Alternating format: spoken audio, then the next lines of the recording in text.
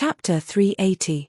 After eating another insanely spicy grilled fish, Sconard had no energy to spare for the young mistress of the city lord's castle. He gasped for air as he began to doubt his life, and at the same time, he began to worry about whether he would be able to get out of bed the next day. It's super spicy. It's so delicious. It's so delicious. Vivian also came out around the same time. She fanned her mouth with excitement and satisfaction on her face.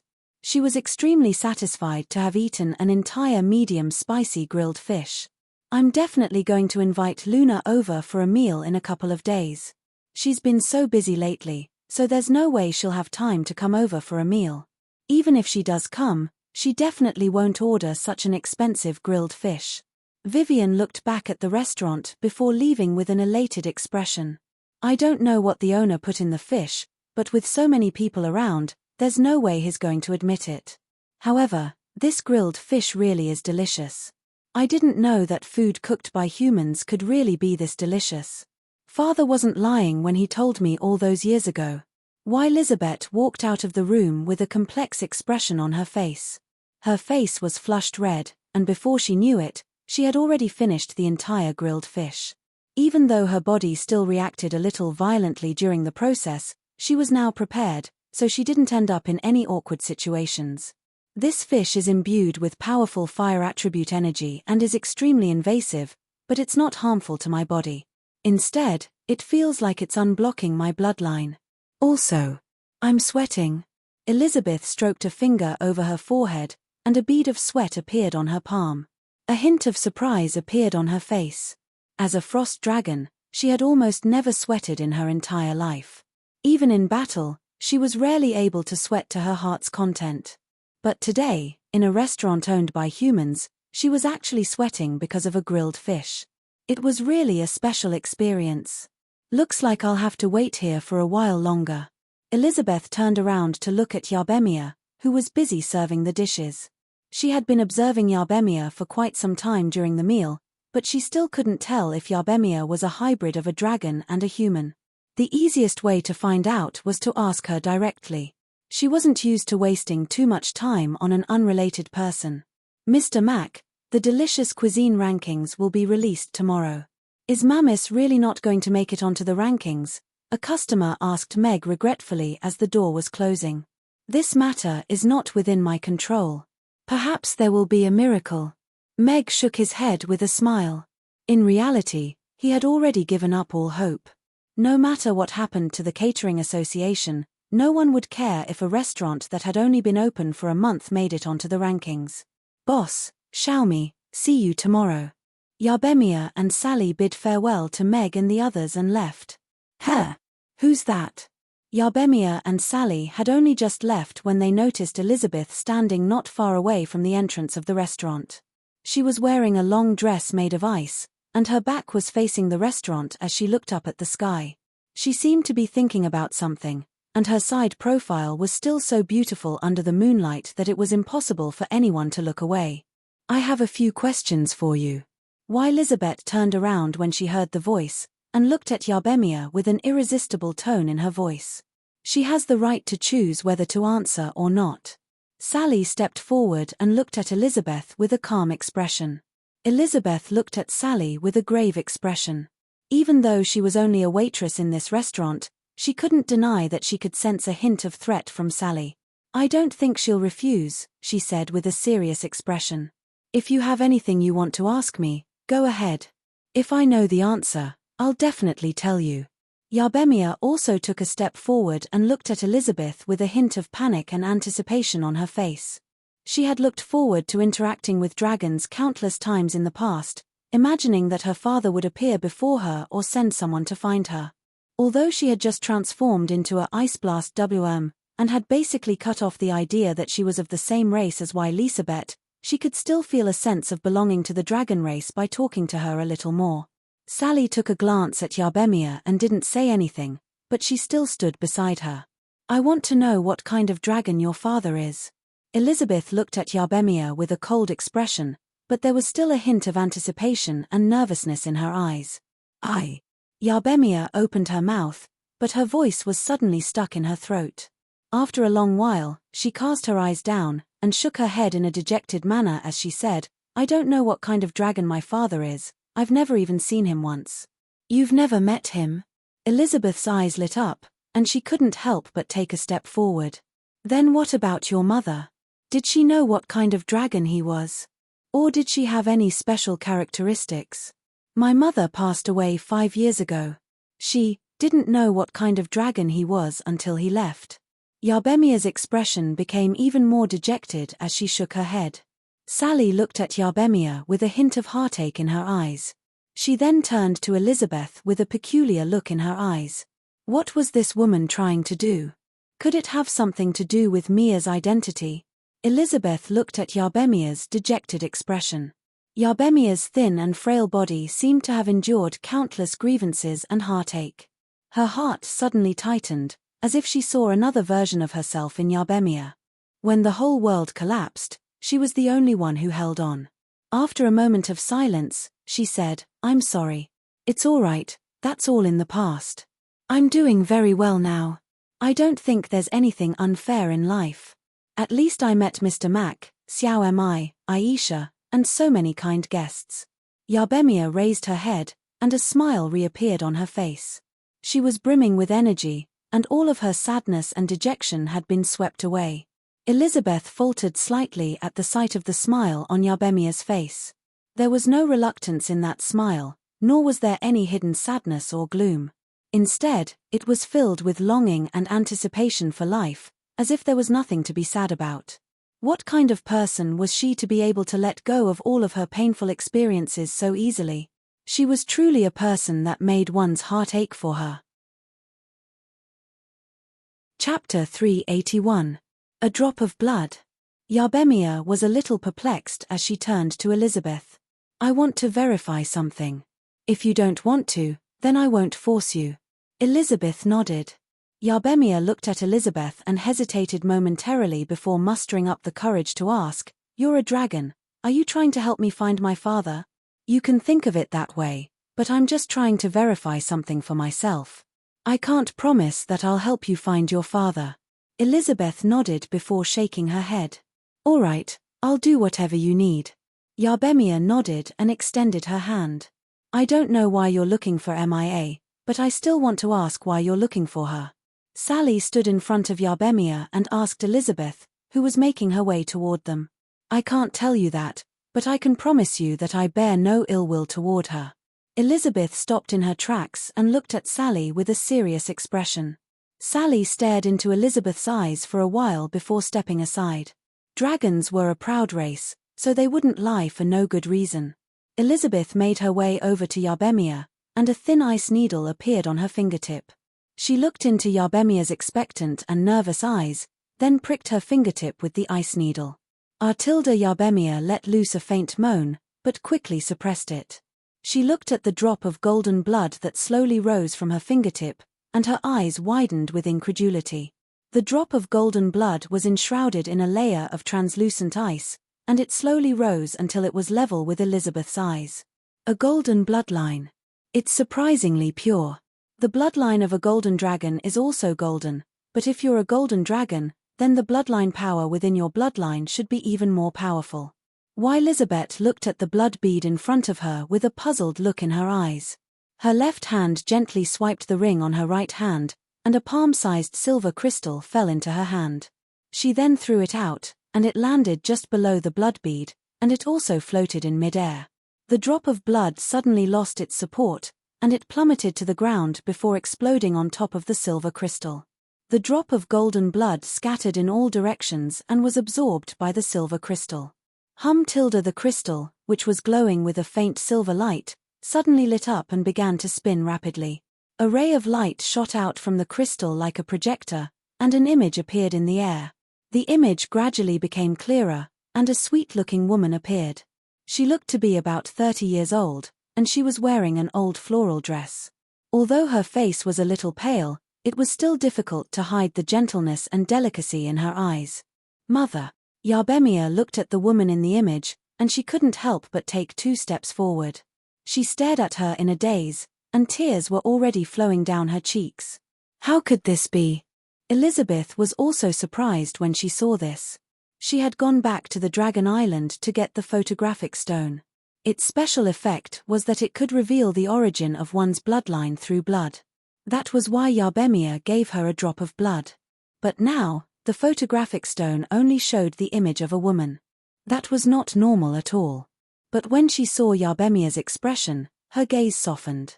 If it was her mother who appeared in the image, she would be even happier. She had even forgotten what her mother looked like. The photographic stone would not show her mother's face. The photographic stone didn't last for long, and the image gradually darkened. In the end, a dragon-shaped shadow appeared for a moment, but it disappeared in a flash. It was so blurry that only a rough outline could be seen. It was impossible to tell what kind of dragon it was. Sorry, it seems that my bloodline is not pure enough. I can't tell what kind of bloodline I have. Yarbemia stared at the image for a while before coming to her senses. She looked at Elizabeth with an apologetic expression. There were still 2 streaks of tears on her face, and she looked very pitiful. It's okay. Perhaps you are a very special existence. We may meet again. Elizabeth shook her head. Although her voice was cold, there was no blame in it. However, she could not hide the disappointment in her eyes. She put away the photographic stone, turned around, and left. A large snowflake rose from under her feet, and she disappeared from sight in the blink of an eye. Yarbemia stared blankly in the direction Elizabeth had disappeared. After a while, she suddenly began to sob. "Mia, it's okay. Your father will come back for you." Sally looked at Yarbemia and hesitated momentarily before patting Yarbemia's shoulder in a consoling manner. "Aisha, am I useless? I don't even know what my father looks like, where he is, and what kind of person he is," Yarbemia sobbed as she looked at Sally. Sally shook her head, and looked at Yarbemia with a serious expression as she said, "Of course not. It's not your fault. He didn't let you see what he looks like, and he never told you anything about himself. You're not the useless one. If he comes back to you one day, perhaps you can ask him whose fault it is. Aisha, you're the best." Yarbemia immediately dove into Sally's arms, and sobbed as she said, "I saw my mother. It's been so many years, and I've almost forgotten what she looks like. She's still the same." Sally spread open her arms, and her stiff expression gradually softened as she listened to Yarbemia's words. She slowly hugged Yarbemia, and patted her back gently. She didn't say anything, and simply listened to her. There's no way a dragon bloodline that's been suppressed by a human bloodline could be a golden dragon.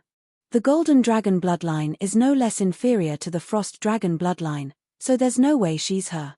"It's a pity," Elizabeth murmured to herself as she walked down a long alley. She suddenly turned to the side, and her eyes narrowed slightly. A translucent ice scimitar appeared in her hand, and she pushed open the door beside her. The final rankings of the Aiden Square Food Competition this month are going to be announced today. I wonder if there'll be any big changes. TSK, what else could there be? It'll definitely be based on yesterday's rankings. It's the last day, there's no way any restaurant will be able to make it into the top 30. Under the magic screen in the Aiden Square, many people were waiting for the official announcement of this month's Aiden Square Food Competition. What a pity. Mamis should have made it into the top 100 with all 5 of her dishes, but she didn't make it off the rankings. I don't think there's any need for this ranking anymore, Harrison sighed in a forlorn manner. Indeed, what a pity. Gyurge nodded in agreement. This is great, boss. Our restaurant is definitely going to take 29th place this time. Business is going to be even better next month.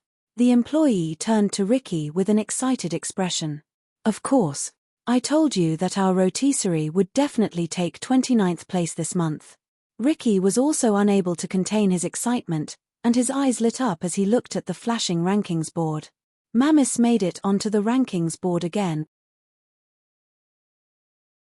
Chapter 382. Braised Chicken and Rice, Mamis, 29th place. Laji Ruggiamo, Mamis, 35th place. Savory Tofu Pudding, Mamis, 67th place. Sweet Tofu Pudding, Mamis, 68th place. Yeongju Fried Rice, Mamis, 88th place. A series of voices rang out from the crowd, and the atmosphere was instantly livened up. Many of Mammis' customers had come to check out the rankings board, and they had all given up hope, but to their surprise, Mammis had made it back onto the rankings board. Boss, where's our rotisserie? The employee asked in a panicked manner. He scanned the rankings board several times, and even the last few rankings boards, but he still couldn't find the words Ricky's rotisserie anywhere. This is definitely impossible. We paid so much money, and the Chamber of Commerce said they'd get us onto the rankings board. How could this be? Ricky was also in a complete panic. He scanned the rankings board over and over again, but he couldn't find any trace of Ricky's rotisserie. Furthermore, the words Mammis that had originally belonged to Ricky's rotisserie at 29th place made him almost unable to open his eyes. How could that restaurant appear again? Impossible. This is impossible. It's already been removed from the rankings board.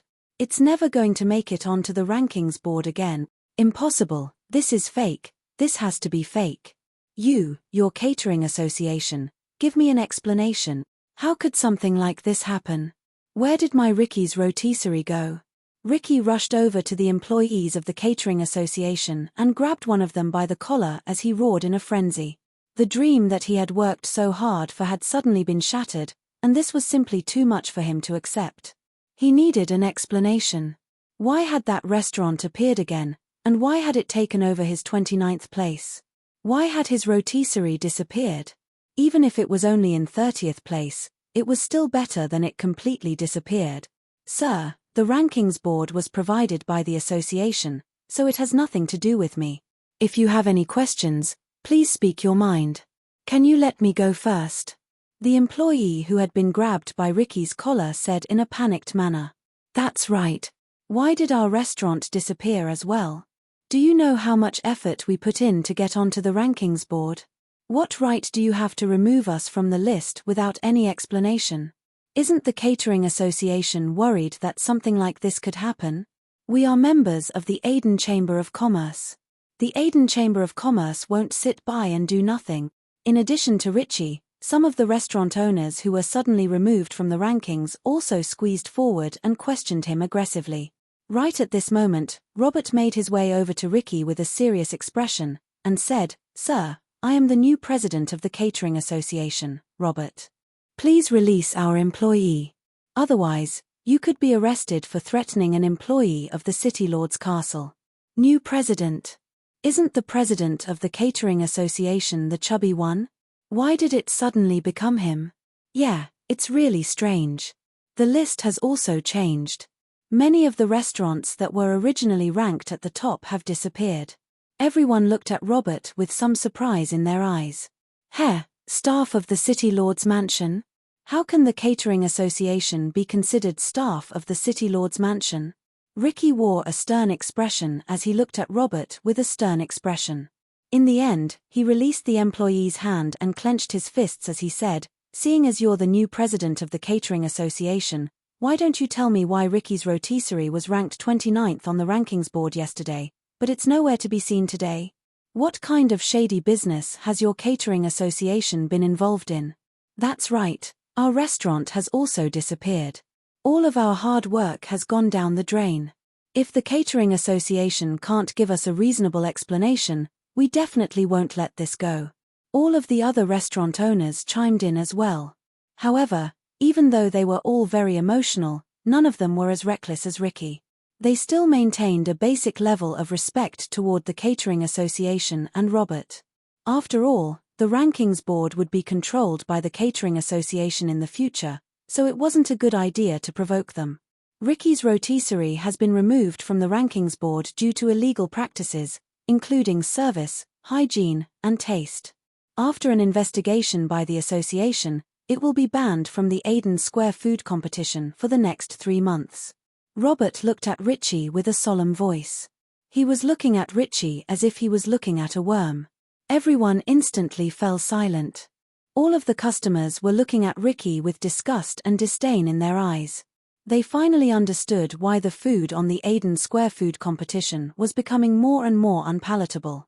It turned out that these restaurants hadn't gotten onto the rankings board by relying on their own abilities. All of the other restaurant owners' expressions changed drastically upon hearing this. Not only had the president of the Catering Association suddenly changed, but he had also taken such drastic action in just a single day. All of their restaurants had been removed from the rankings board, and they were banned from the rankings board for the next 3 months. This was a disaster for all of the restaurants that had climbed onto the rankings board by relying on the rankings board. Ricky reflexively took a couple of steps backward, and a flush of rage immediately appeared on his face at the sight of all of the disgust directed at him. Bullshit. You're slandering me. I'm going to report you to the City Lord's castle. You must have been paid by that Amy's to treat me like this. That's why you gave my 29th spot to him. 2 members of the Catering Association hurriedly rushed forward and positioned themselves in front of Ricky to prevent him from reaching Robert. You're free to raise any questions regarding the rankings board. We'll be releasing some more detailed data, including some of the accounts of the Aden Chamber of Commerce. You can report me to the City Lord's castle, and I'll have a clear conscience as long as you have a clear conscience as well. Robert looked at Ricky with an expressionless expression.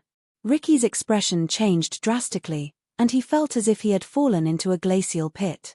If Robert really was telling the truth, then everything was set in stone. Even the Aden Chamber of Commerce most likely wouldn't be able to stand up for them. All of the hundreds of thousands of copper coins that they had spent on the rankings board would be for naught, and the reputation of Ricky's rotisserie would most likely be completely ruined as well. That's not true. You're lying. I won't give in so easily. Thinking of this, Ricky let out a roar. He raised his hand and punched the staff member in front of him in the face, knocking him to the ground.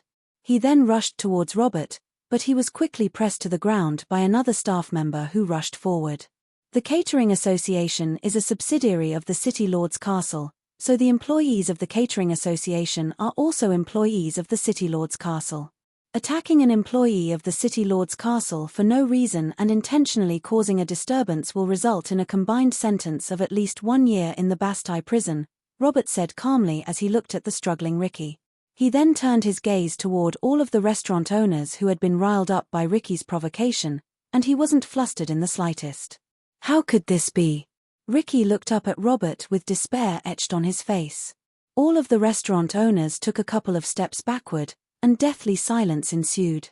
Just because you have money doesn't mean you can do whatever you want. This is Chaos City, after all, Robert said loudly. Chapter 383. Boss. Our restaurant is back on the rankings board. Our braised chicken and rice is ranked 29th. The other 4 dishes have all made it into the top 100 as well. Meg was in the middle of preparing breakfast for Amy when he heard a series of hurried knocks on his door. As soon as he opened the door, Yarbemia rushed in with an excited expression on her face. Mag was stunned for a moment before a look of surprise appeared on his face. He exclaimed, Mia, is what you said true? Our braised chicken and rice is ranked 29th on the rankings board? That's right, I saw it with my own eyes. Our restaurant really is back on the rankings board. Yarbemia nodded with an excited expression on her face. Ding! Congratulations to the host. One of your dishes has made it into the top 30 of the Aden Square Food Competition. Mission success. The reward for this mission, the Haagen-Dazs's ice cream set recipe, has been issued. The host can enter the chef's test field to learn the recipe at any time, the system announced. Meg looked at the experience bag in his mind, and he couldn't help but chuckle. The completion of this quest really caught him off guard. He was already prepared to accept the punishment for failing the quest. Unexpectedly, there was a glimmer of hope at the end of the tunnel. He just lay down and slept. He didn't do anything, and the quest was actually completed. What's going on? Did the Catering Association provide any explanation? Meg's smile faded as he turned to Yarbemia. I don't know the specifics, but the president of the Catering Association seems to have changed from a fat president to a tall and thin one. He even came to our restaurant for a meal, and he's really awesome. Not only did he get our restaurant back on the rankings board, he also got many other restaurants removed from the rankings board because their rankings were fake. He even banned them from the rankings board for 3 months. Yarbemia shook her head in excitement as she recounted the events that had just unfolded. Who would have thought that such a big change would really happen? Looks like the city lord is very determined this time. However, he didn't forget to get Mamis back on the rankings board. That's quite surprising, Meg said with a smile. Based on Yarbemia's description, he could roughly guess that the new president was Vice President Robert, who had been transferred over from the city lord's mansion. The change in power between the old and new members of the Catering Association was definitely going to cause quite a stir, regardless of whether it was within the Catering Association or the restaurant industry in the Aden Square. However, he was quite impressed with this new president's decisiveness. Even though this would result in some backlash, it was better to deal with the pain quickly rather than prolong it. If the Catering Association wanted to extricate itself from the quagmire that it had sunk into over a decade ago, it had to suffer some consequences. That was unavoidable. However, as long as the Catering Association was able to regain its footing and was no longer under the control of capital, perhaps it would become a decent catering association in the near future. It was not a good thing for an industry to have no supervision or restrictions, and Meg agreed with this point of view. Of course, what made Meg the happiest was that the mission was a success. The Haagen-Dazs package. This was a fantastic package. He would be able to make delicious ice cream for Amy tomorrow. Not long after that, Sally also arrived with an elated smile on her face. However, she didn't repeat the news at the sight of Yarbemia and Meg. Amy came downstairs, and her eyes were filled with anticipation as she looked at Meg, and she asked, "Father, tomorrow is our day off. Can I invite the kids over for lunch tomorrow?" "Yes, Amy, you can invite the kids over tomorrow, and Father can make some special desserts for you and the kids tomorrow." Mag nodded with a smile. This set of dishes really came at the right time. It was just the right time for the children to taste the delicious ice cream. Desserts? Amy's eyes lit up, and she asked with a curious expression, "Do you mean something as sweet tofu pudding?" "I love it. It's a little different from sweet tofu pudding." "You'll find out tomorrow," Meg replied in a mysterious manner. "All right, I'm sure Father's desserts will be super delicious." Amy nodded with an expectant look on her little face. "Boss, are you going to entertain customers tomorrow? Do you need our help?" Yarbemia asked as she looked at Meg. "I don't think I need your help, but if you two don't have anything to do tomorrow, perhaps you can come over for your day off and try some of the new dishes that the restaurant is going to release at noon tomorrow." Meg turned to Mia and Sally with a smile. "Sure, I'll definitely come. What about you, Aisha?" Yarbemia nodded with elation as she turned to Sally. "I don't have anything to do either, so I can come over." Sally nodded. She was looking forward to the desserts that Meg was talking about. "Sure." Meg nodded with a smile. Outside the restaurant, there were still 2 long lines of customers. All of them were elated that Mammy had returned to the rankings board, but they were also a little disappointed that Mammy had given up on voting on the last day. Otherwise, her ranking would have definitely been higher. Mr. Mac must be very happy that Mammy has returned to the rankings board, right? "I'm going to the suede textiles shop today, so I can't wear a veil anymore. But, will he dislike me?" In the long line, Gloria looked in the direction of the restaurant, and reached out to touch the white veil in front of her with a nervous expression. She clenched her slender hands into fists, and a golden ribbon was tied around the waist of Gloria's pink dress. Her lithe and graceful figure attracted the attention of many customers, and they were all curious as to what kind of person was hiding under the veil. The restaurant doors were opened, and all of the customers offered their congratulations to Meg. "Thank you for your concern and support, everyone. The restaurant is now open for business, so please come in," Meg said with a smile. He was very touched by all of the customers' concern. Meg nodded and greeted all of the customers with a smile as they entered the restaurant. Suddenly, a pink figure stopped in front of him. "Welcome." Meg smiled at the young woman in the veil. Even though he had never seen this young woman before, he knew that she would come to his restaurant almost every day for a bowl of sweet tofu pudding. Her voice was very pleasant to hear, but she rarely spoke, nor had they ever interacted with each other. However, she stopped in her tracks on this day, and looked at Meg from behind the veil, as if she had something to say. All of the customers behind them also stopped in their tracks and looked on with curiosity in their eyes. Chapter 384. Deathly silence ensued in front of the restaurant. Everyone was looking at Meg and Gloria with peculiar expressions. Who would have thought that such an explosive conversation would take place so early in the morning? What the fuck? What the fuck is this? Mag was also dumbstruck as he looked at the young woman in the veil hat. This was the first time that this young woman had spoken to him, and he didn't think that she would be so explosive right off the bat. Even a veteran like him wasn't used to this, and he coughed awkwardly before putting on a serious expression as he said, "Miss, I'm a proper boss, so I can't do something like that." "Father, what's the first time? Why are you refusing? Maybe this big sister really wants to give it to you?" Amy asked with a curious expression as she held Ugly Duckling in her arms. She was sizing up Gloria, trying to see through the veil to see what kind of person she was. Well, Meg opened his mouth, but didn't know how to explain this to Amy. Many of the customers gave knowing smiles, but they didn't say anything as they didn't want to spoil the little girl. They were just curious as to why this young woman was so brave. Gloria also realized that she had said something inappropriate after hearing Meg's words. She blushed as she hurriedly waved her hands in an embarrassed manner, and said, I want you to see what I look like when I take off my veil for the first time. You gave me a second chance at life, and you gave me the courage to take off my veil." "I see. Of course."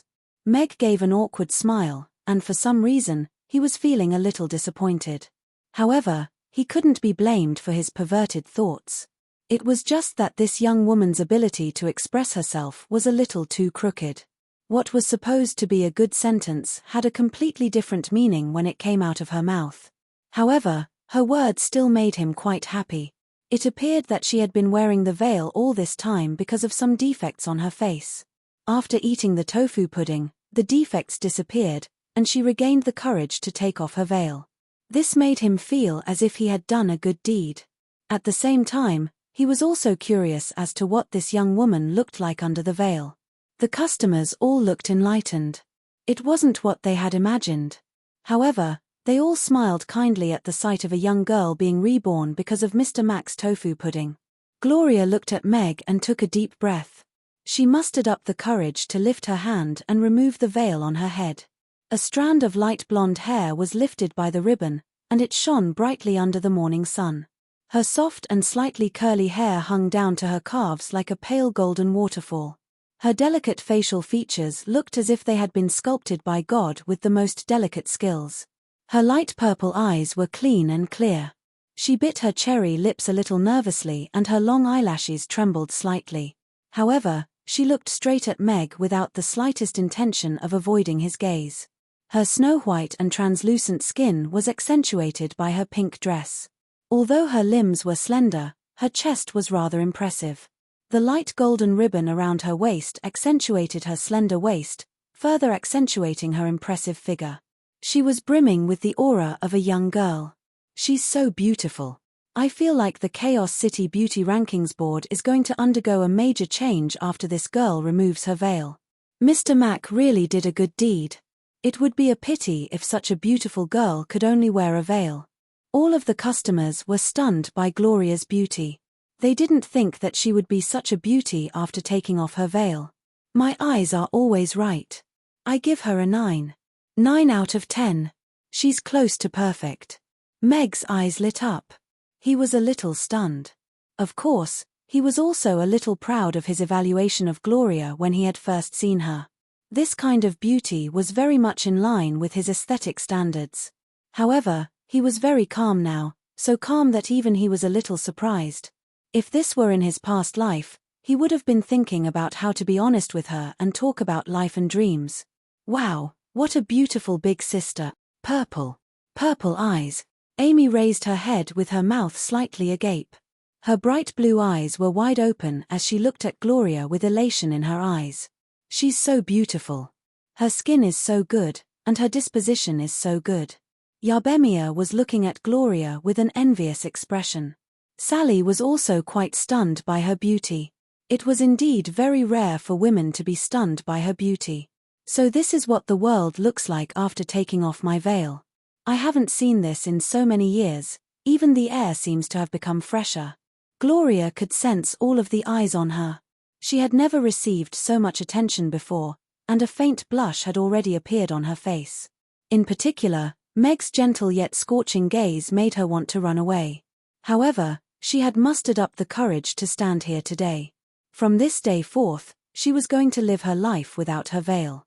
She was going to become the owner of the suede textiles shop and work toward her goals and dreams. She couldn't back down now. Otherwise, she wouldn't be able to surpass Hill Buffett and become someone like her grandfather. I'm Gloria Morton. Thank you, and thank you for the tofu pudding. Gloria looked at Meg and curtsied to express her gratitude. She then turned to Amy with a sweet smile. I'm Meg. You're welcome. Please come in. Meg nodded with a smile. I did it.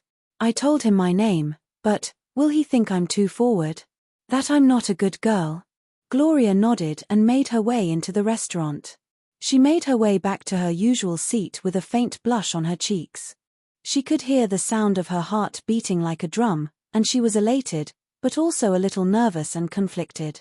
What would you like to order? Yabemia made her way over to her with a smile. I'd like a sweet tofu pudding and a plate of Yeongju fried rice. Thank you. Gloria nodded. You're welcome. Please wait a moment. Yabemia nodded, but she suddenly stopped when she was about to turn around. She looked at Gloria and said, You're so beautiful when you remove your veil. Thank you.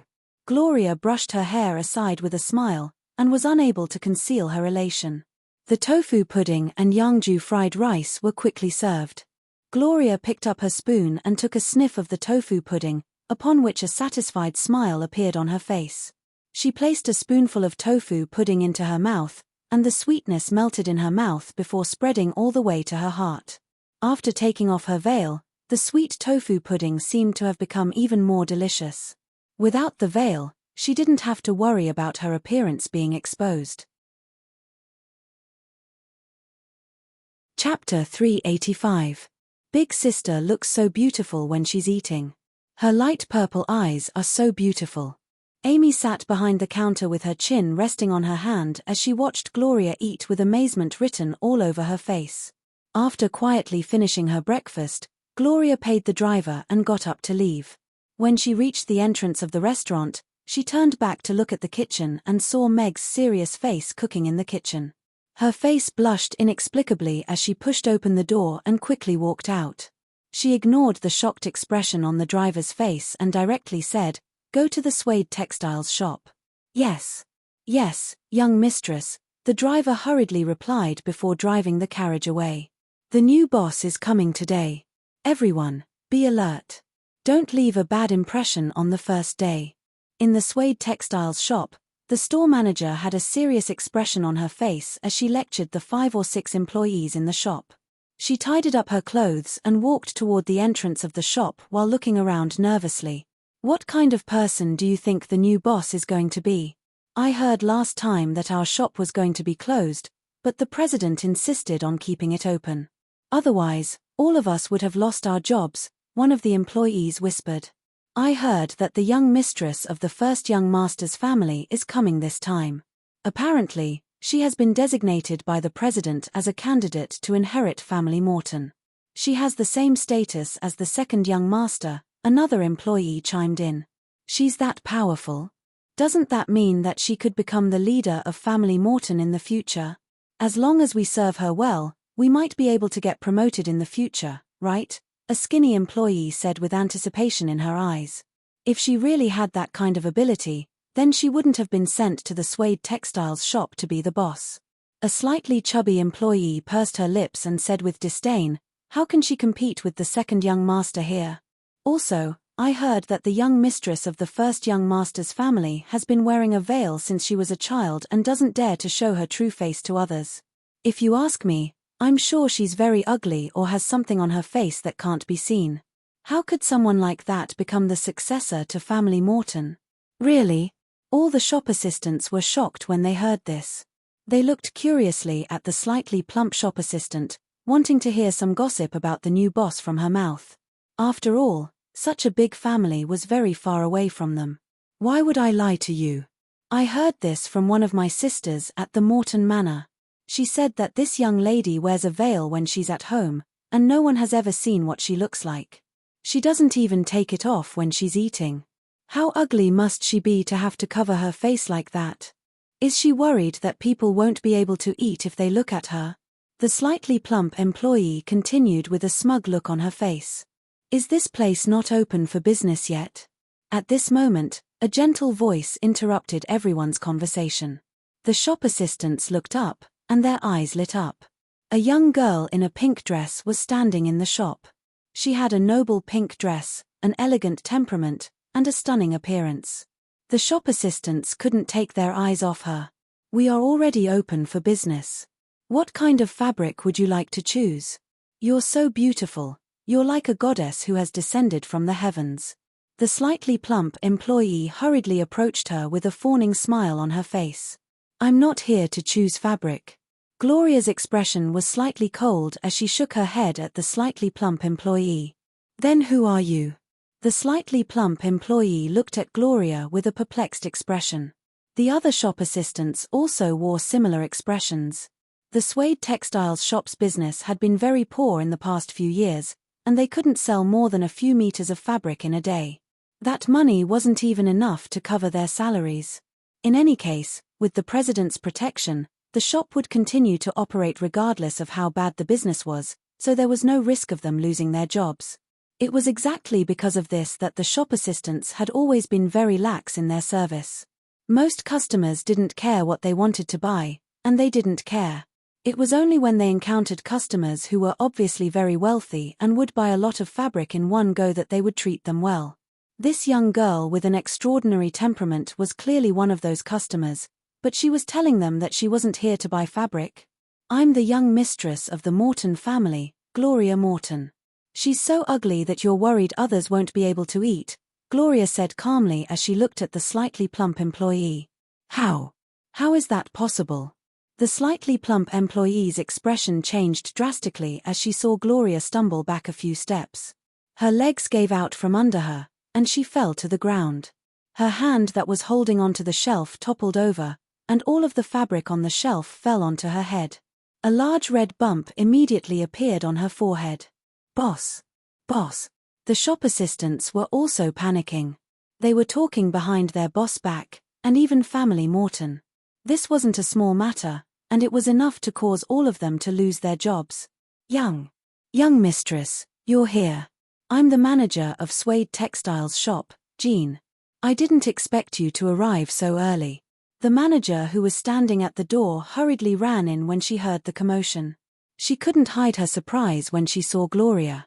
She had purposely asked around yesterday, so she had been paying attention to the woman in the gauze hat. She didn't expect Gloria to have already arrived. She had also heard the discussion of the shop assistants. She had heard a lot of these words yesterday. Moreover, she had always been in charge of this shop. Now that a new boss had suddenly appeared out of nowhere, she felt a little uncomfortable. Therefore, she deliberately ignored the gossip of the shop assistants. Perhaps the young lady would leave on her own in a few days. However, it was a different story if Gloria were to hear those words. Furthermore, this was only the first day that Gloria was badmouthing her in front of her boss, and as the store manager, she didn't stop them. Cold sweat was already pouring down Gen's forehead as she lowered her head, trying to think of a way to resolve the situation. Gloria only looked at Jean and the shop assistants calmly. She didn't say anything, but her clenched fists showed that she didn't care. It was more like she was accumulating anger. Young mistress, boss, I was just talking nonsense. I shouldn't have said those things. I know I was wrong. Please don't fire me. The slightly plump employee slapped her own mouth and sat on the ground, crying bitterly. Family Morton's rules state that all employees are not allowed to talk about family members behind their backs. Once discovered, they will be fired. Gloria was unmoved. She looked at the slightly plump employee and said coldly, "So, you're fired." Gloria looked like she was struck by lightning. She looked at Gloria as if she couldn't believe what she had just heard. All of the employees were a little flustered, and didn't dare to look at Gloria with their heads bowed. This young woman was as beautiful as a goddess, yet she was so decisive and merciless.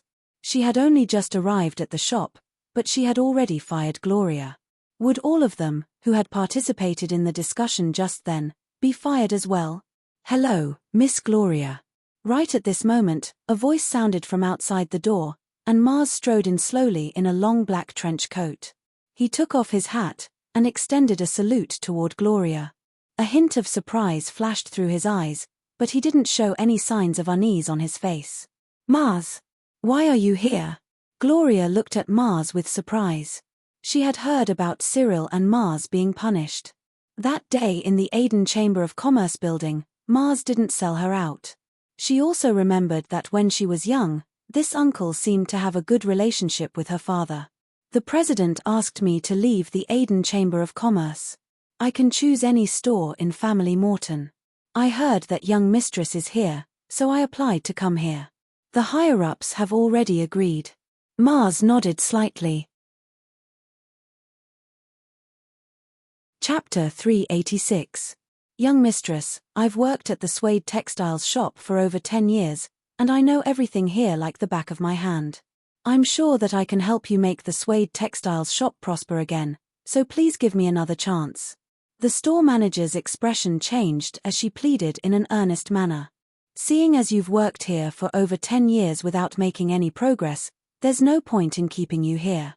Gloria shook her head as she looked at the store manager, and said, "Besides, I'm not going to keep a store manager who can't even keep the employees in line. I'll get them to assign you a new job, so you can pack up and leave now." The store manager's mouth gaped open slightly at the sight of Gloria, but she didn't say anything in the end. Instead, she bowed to Gloria before making her way to the lounge to pack her things. All the employees were speechless when they saw this scene. It was one thing for Gloria to be fired, but even the store manager was expelled at the same time. This new boss was simply terrifying.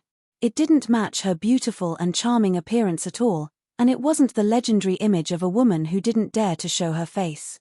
Compared to the young master, young mistress seems to be more suited for this job. Removing her veil is like removing her shackles. Perhaps this is what it means to be a natural talent. She's even more like the president when it comes to rules and regulations. Mars appraised Gloria with a hint of approval in his eyes, and he clenched his fists as a determined look appeared in his eyes.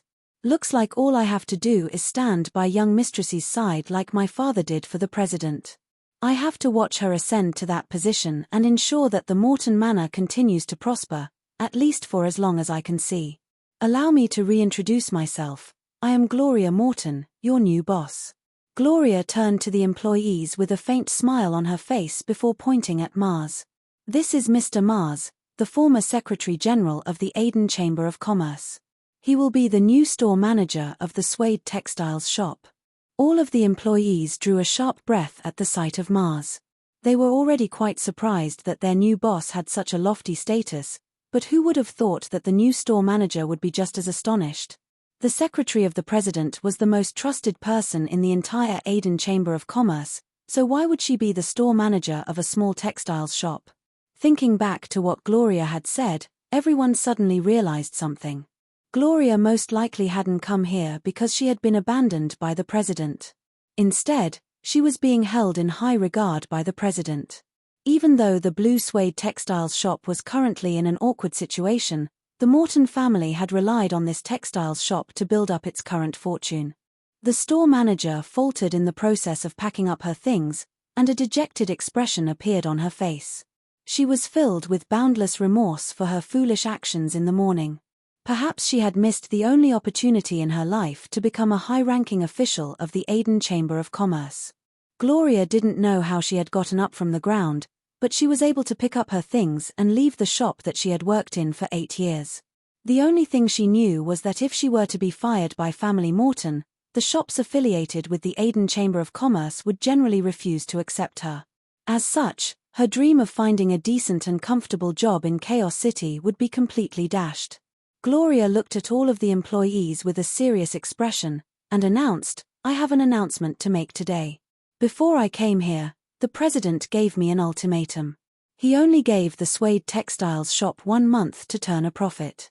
If the suede textiles shop can't turn a profit within a month, then this shop that has been operating for 57 years in the Aden Square will be closed, and all of its employees, including me, will be fired. All of the employees' expressions changed upon hearing this, and they all looked at one another with panicked expressions, but no one dared to say anything. They were well aware of the situation of the suede textiles shop. There had been a huge backlog of fabrics in the shop for many years, and just the storage and maintenance of those fabrics required a lot of manpower and expenditure. It was simply impossible for the shop to turn a profit within a month. 1 month. Young mistress. Isn't that a little too short? The petite employee asked in a quiet voice, not daring to look up at Gloria. Gloria shook her head and said, if something can't be changed within a month, then it can't be changed within 3 months. This is just like the ultimatum that was given to you 3 years ago.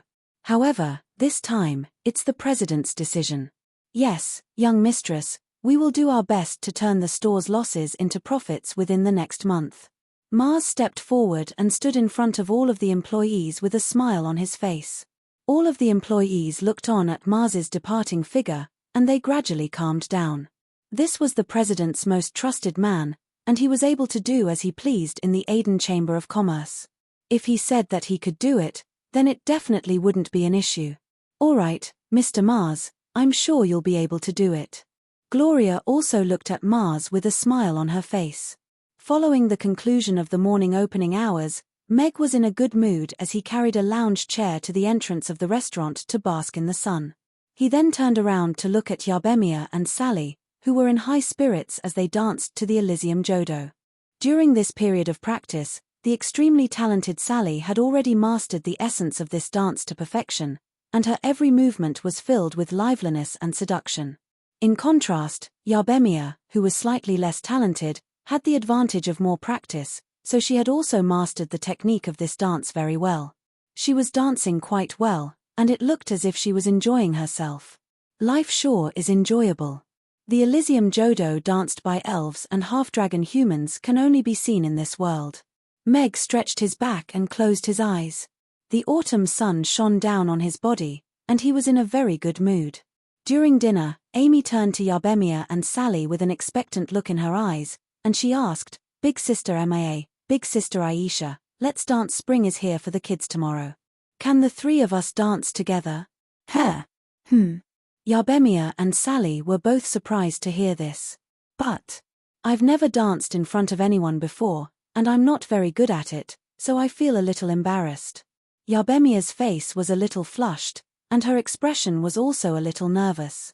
I've never danced in front of anyone before, either. Sally nodded in agreement. She had only danced in front of elves in the past, so she wasn't lying. Don't worry, big sister Mia is really good at dancing. The kids will definitely love it. Big sister Aisha is so beautiful, so the kids will definitely love your dance. If we dance together, we'll be able to dance for the 3 of us. Amy looked at the 2 of them encouragingly before turning to Meg with a pout on her little lips. Father, don't you think so? All 3 of you dance very well. I'm sure the kids will love it. Meg nodded with a smile at the sight of the adorable little ones. Chapter 387. Under Amy's insistence and recommendation, Yarbemia and Sally finally agreed to dance the Gokuraku Jodo for the children tomorrow at noon. Of course, Meg's encouragement also played a role. As the guests were being welcomed into the restaurant, Amy ran over to Meg with Ugly Duckling in her arms, and asked, Father, can we invite Teacher Luna to the children's party tomorrow? Of course. Let's go invite her together tomorrow. Meg patted Amy's head with a smile. She really couldn't forget Luna. A children's party? Little boss, can my children, Palmer and Parba, come too? Gyurge asked with a smile as he walked in at that moment. Uncle Blue Fatty, do you have any adorable little sisters at home? Amy looked up at Gyurge with anticipation in her eyes. Your Auntie Miranda might have one in her belly, but she's only 7 months pregnant, so she hasn't been born yet. However, we have a super adorable little brother who's only a little over a year old, Angus. You've never seen him before, Gyurge said with a smile. His face was filled with bliss at the mention of children. Is it really a little sister? Amy's eyes lit up upon hearing this, and she extended her little hand toward George with a serious expression as she said, I've sent an invitation to my little sister, and she can bring her brothers to the gathering tomorrow. Father is going to make super delicious desserts, the kind that I've never made before. All right, I'll tell them that they're only able to attend the party because of Amy. George nodded with a smile before turning to Meg, and said, Mr. Mac, what do you think? This is Amy's party, so she can invite anyone. You're welcome to attend the party tomorrow. Meg nodded with a smile. He had a good impression of George and his two sons. Besides, it was a party, so the more the merrier. All right, I think the little ones will like it, especially when they get to eat Mr. Mac's delicious food. George nodded with a smile before walking into the restaurant. Little boss, I also want to attend the party. Can you invite me too? Harrison followed him in, and looked at Amy with anticipation in his eyes. No, Uncle Greyfatty, don't you know how old you are? It's a children's party tomorrow. Besides, you don't want to attend the party at all. You just want to eat Father's new desserts, right? Amy shook her head with a knowing expression. Sigh, I feel like I'm only 3.5 years old. Harrison sighed. He did not expect his motive to be seen through so easily. As he walked in, he thought to himself, looks like I have to hurry up and find a wife and have a child. Only then can I bring my child to the gathering openly. Sir, the restaurant is closed for the day. If you'd like to have a meal, please come back earlier tomorrow. At 9 p.m., Meg turned over the sign on the door, and was about to close the door when he saw a man in a long trench coat standing at the door. Hello, Mr. Meg. I'm Dicus, from the City Lord's Castle. We met once at the entrance of Chaos School. Perhaps you've already forgotten about it. The man looked at Meg with a smile, and said, I'm not here for a meal today. I'm here on the City Lord's orders. I have something to discuss with you, Mr. Meg. There were a lot of customers in the restaurant earlier, so I waited outside for a while. Can I come in and talk to you for a while? Sure, please come in. Meg looked at Dicus, and didn't have any recollection of him. However, seeing as he was from the City Lord's castle, and he was here on the City Lord's orders, he naturally couldn't turn him down.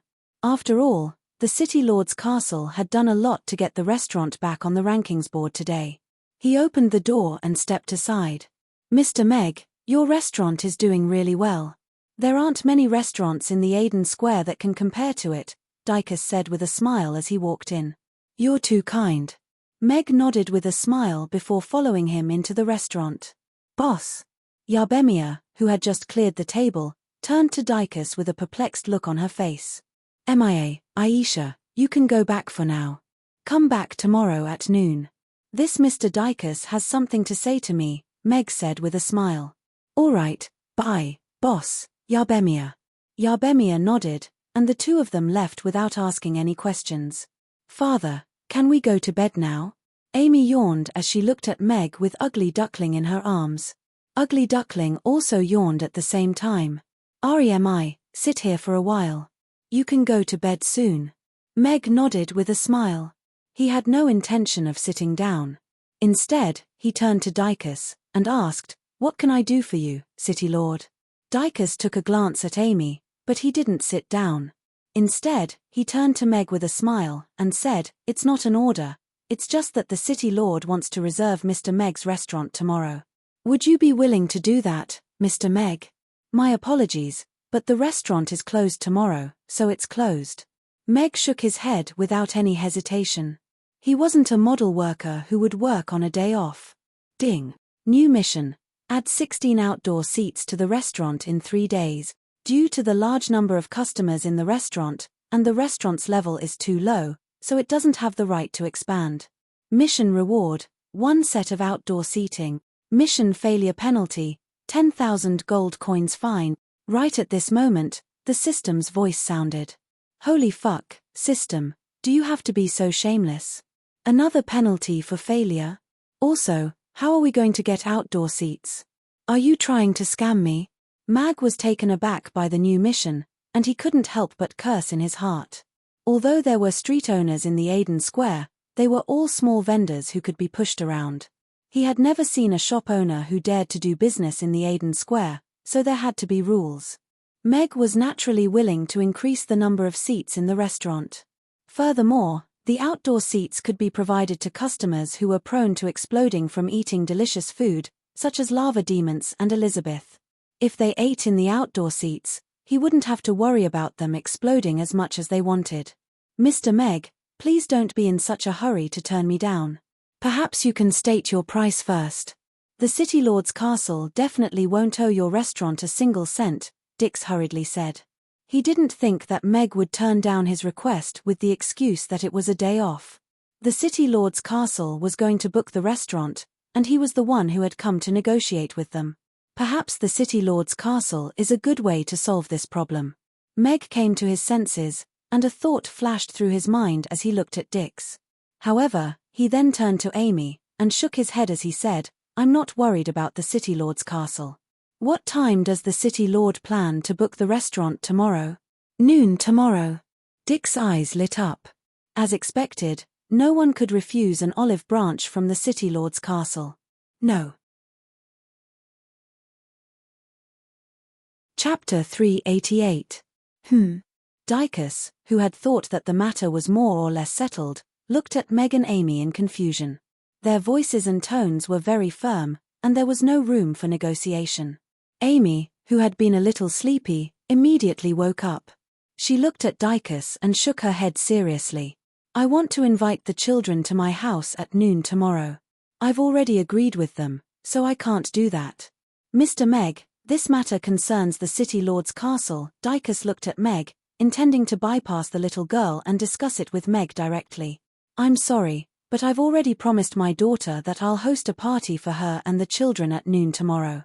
There won't be any changes to that. Meg shook his head with a smile and interrupted Dicus. He gently placed his hand on Amy's head, and there was no room for negotiation. Dicus looked at Meg in disbelief. He was actually rejecting the City Lord's castle's request to book the entire restaurant for his child's party. Furthermore, this was a restaurant that the City Lord had personally chosen, and it was even reserved in the name of the City Lord. How could he reject it without even thinking? Father, you're so nice. Amy rubbed her head against Meg's hand and stuck her little tongue out at Dicus happily. This boss is really too nice to his daughter. But if I had such a cute daughter, I'd probably spoil her like this too. Dicus looked at Meg, who was smiling but had no intention of negotiating, and thought to himself helplessly. After hesitating for a moment, Dicus' expression became serious, and he said seriously, Mr. Meg, I shouldn't have told you this in advance, but the City Lord has specifically chosen your restaurant, so I hope you can reconsider. The booking of the entire restaurant at noon tomorrow is not the City Lord's personal decision. Instead, he wants to host the first border meeting between the dragons and demons at Mr. Meg's restaurant. I can't disclose too many details, but I'm sure Mr. Meg knows that this will raise the restaurant's reputation and status. The children's party can be held at a later time, or it can be postponed to the evening. This opportunity only comes once, and if you miss it, you won't get another chance. He's booking the entire restaurant for the meeting? Meg raised an eyebrow. Dragon Island and the Demon's territory were very close, and although they were separated by the boundless sea realm, there were still frequent conflicts between the two sides. He didn't need to guess what this meeting was about, but he didn't expect the City Lord to be so crazy and directly choose a restaurant as the location for the meeting. Was he planning to use food to maintain world peace? Mag suddenly felt a little pressured. Father. Amy looked up at Mag with a conflicted expression upon hearing Dicus' words. She seemed to have understood what Dicus was saying. I'm sorry, but I have to keep my promise to my child. This is what I ask of myself as a father, so the party must be held tomorrow at noon. Mag patted Amy's head with a smile. He then turned to the earnest Dicus, and said, if you don't mind, perhaps we can postpone the meeting to tonight. However, I have a few requests. If you can print them out, then our restaurant can reserve the entire restaurant for you for one night. 1. The reservation will start at 5 p.m. and end at 9 p.m. at the latest, and the restaurant will be closed at that time. 2. The reservation fee is 3,000 gold coins, which includes double the overtime pay for the employees during the day off, as well as all the food consumed that night. 3. The City Lord's castle has to ensure the safety of the restaurant. If the restaurant is damaged during the meal, the City Lord's castle will compensate for the damage. Lastly, I have a small request. Because the restaurant has a lot of customers, and there are no plans to expand for the time being, I want to set up a few tables on the right side of the restaurant near the wall. Can the City Lord's castle sell or rent this land to the restaurant? Dicus' mouth opened wider and wider, and he looked at Meg as if he were looking at a lunatic. This guy actually wanted the City Lord's castle to postpone the meeting between the dragons and demons, and the reason was that his little girl wanted to have a gathering with the children. What kind of arrogance and confidence was this? He was simply a lunatic. Delaying the meeting to the evening was one thing, but if he wanted to reserve the entire restaurant, he had to agree to a few of his conditions first. It was very difficult to reach an agreement on a race meeting, and it was normal for a meeting to last an entire day. However, Meg only gave 4 hours, and he wanted to close the restaurant at the end of the day. Furthermore, the reservation fee was exorbitant, 3,000 gold coins. If he had reserved the entire restaurant in ducats, this fee could still be negotiated. However, how could the City Lord agree to such a high price for a small restaurant like this? Lastly, he added an additional condition, which was to expand the empty space in front of the restaurant into a part of the restaurant. Dicus didn't know how to describe his current feelings. In any case, it was very complicated and difficult to explain. Who gave this restaurant owner the courage to make such a request? These are my conditions. Sir Dicus, you can go back and discuss them with the City Lord. If there's nothing else, I'm going to take my daughter to bed. Meg smiled and politely began to send him off. He didn't think there was anything wrong with these conditions. If it weren't for the fact that he had to complete the new mission issued by the system, he wouldn't have bothered to work overtime on weekends. Meg wasn't interested in maintaining world peace at all. Compared to making Amy happy, it wasn't even worth mentioning. All right, I'll pass on Mr. Meg's exact words to the City Lord and let him make the decision. Sorry to disturb you. Dicus nodded and didn't say anything else. He turned and left. Father, you're so good to me. Amy looked up at Meg and pouted. Her eyes were a little red, and her little face was filled with gratitude. Meg bent down and picked up Amy. He looked at the sensible little girl and said with a smile, Father only has one little girl, so of course I have to treat you well. Nothing is more important than you, so don't cry. I like to see Amy smile. You're the most adorable and beautiful. Yes, yes. Amy nodded as a smile reappeared on her face. She lay gently on Meg's shoulder and planted a kiss on his cheek. She then straightened her back and looked at Meg with an earnest expression as she said, I only have one father, so I have to treat father well in the future. No one is allowed to bully father. Chapter 389. You want me to postpone the conference because of your daughter's party? What an interesting guy.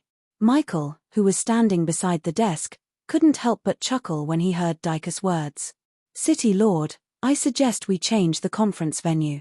That restaurant's decor is quite elegant, but it's a little small, and it's situated in a corner of the Aiden Square, so it looks a little shabby. That might displease the representatives of both sides. Furthermore, the owner has no sincerity in working with us, and all of his demands are quite harsh. 3,000 gold coins is enough to book a restaurant in Duca's restaurant. The service and environment there are far better than that restaurant. We've worked with them before, so it'll be easier for us to get to know them better, Dicus suggested with a serious expression. The conference between the dragons and demons was very important. In his eyes, there was no way that the City Lord would postpone the conference just because of Meg, and there was no way that he would book such a small restaurant for 3,000 gold coins. Furthermore, all of his conditions had to be fulfilled. Michael shook his head with a smile, and said, No, tell them to reschedule the conference to tomorrow night. The conference venue will be at Amy's. Dicus stared at Michael with incredulity in his eyes. He felt as if he had misheard something, and only came to his senses after a while. He then hurriedly said, But City Lord. Michael cut Dicus off with a smile, and said, Dicus, I've actually been to this restaurant before. When I got there, the owner was just about to close for the day. I revealed my identity and asked for a spicy grilled fish, but he turned me down with the excuse that his daughter was getting sleepy. He turned me down? Dicus' expression became even more shocked. Who would have thought that someone would turn down the City Lord's request for a meal in Chaos City? If this were any other restaurant, the owner would most likely have woken up in his sleep to welcome the City Lord. However, the owner of this restaurant had turned him down with the excuse that his daughter was getting sleepy, just like how he had used his daughter's party as an excuse to postpone the conference at the City Lord's castle. That's right, he turned me down. Michael nodded with a sigh, and said, I don't think there's anything wrong with that excuse. It's what a father should do. That's why I'm not surprised when you said that he refused to book the entire venue because of his daughter's party. You and I can't do such a thing, but he did. He's a good father. Dicus fell silent. He was also a father, but he had to admit that he wouldn't have made the same choice as Meg if he were in the same situation. Perhaps it could be explained by the compromises and choices in life, but as a father, Meg truly made people feel ashamed. But Castellan, I still don't think this restaurant is suitable for the meeting. Also, 3,000 gold coins for 4 hours is a little over the budget. This meeting might last for a few days, so we have to guarantee the venue and expenses for the next few days, Dicus insisted after a moment of silence. No. Among all of the restaurants in Chaos City, this restaurant is the most suitable place for the meeting. Its diverse style is in line with Chaos City's philosophy. Michael shook his head as he placed the book in his hand onto the table. He looked at Dicus with a serious expression, and said, Also, do you think it's too much for a restaurant with a daily turnover of over 10,000 gold coins to book the entire venue on a night off? I don't think it's too much at all. Also, both parties have provided 10,000 gold coins in advance for this meeting.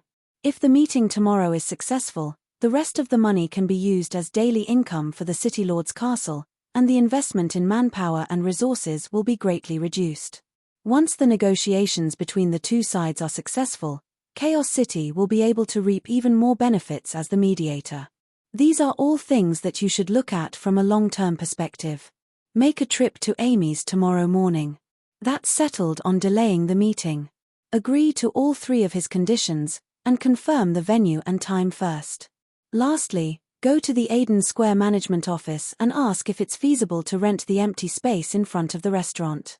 If it doesn't affect the entertainment activities of the residents, and the appearance of the Aiden Square, then do your best to satisfy his conditions. Yes, I'll do that right away. Dicus looked into Michael's wise eyes, and even though he still had many questions in his heart, he swallowed them, and departed. Michael's foresight was an important reason why Chaos City was able to achieve its current status on the Norland continent. Of course, there was also another reason why Dicus was convinced, and that was Amy's 10,000 gold coins in revenue. That was something that only the top restaurants in the Aiden Square could achieve, yet this small restaurant was able to achieve. This indicated that there was definitely something special about this restaurant. Dragons and demons are the most difficult to deal with. If we were to go by our previous methods, it would take at least a month to reach an agreement. Furthermore, there would most likely be a few fights in between, so there's no way to stop them. Furthermore, it's the same group that came this time. I hope they won't fight at Mammy Restaurant tomorrow night. Michael shook his head. He picked up the book on the table again, and put it down after reading a couple of pages. He then got up and walked out of the door as he murmured to himself, I should go and see how Vivian is doing. I really can't compare myself to her father. Meg coaxed Amy to sleep with a bedtime story, and then went to the rooftop to practice his swordsmanship for a while. After that, he took a hot bath before lying down on his bed.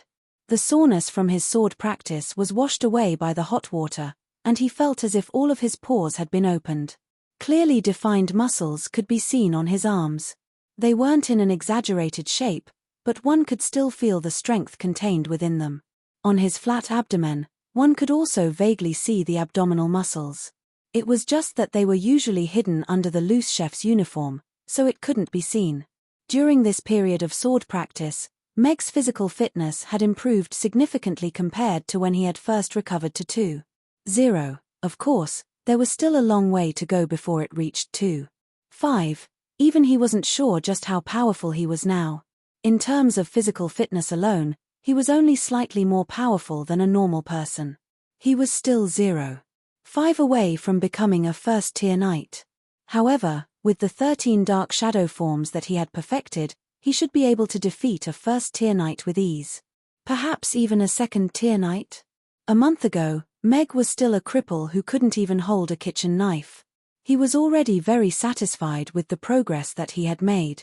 Now that he had 45,000 gold coins, he would be able to purchase another strength point from the system in a few days. He could become more powerful just by spending money. That was a great feeling. Chapter 390. System, are you messing with me? Meg was silent for a long while as he browsed through the recipe in his mind with a dark expression. Please don't slander the system. The system is an honest and upright food system, and it never plays tricks, the system replied in a serious voice. Then where's my Haagen-Dazs combo? Mag shrugged. He could only see 2 ice cream cones after flipping them around. His heart ached so much that he couldn't breathe. The Haagen-Dazs combo is also known as the Haagen-Dazs double ball ice cream combo.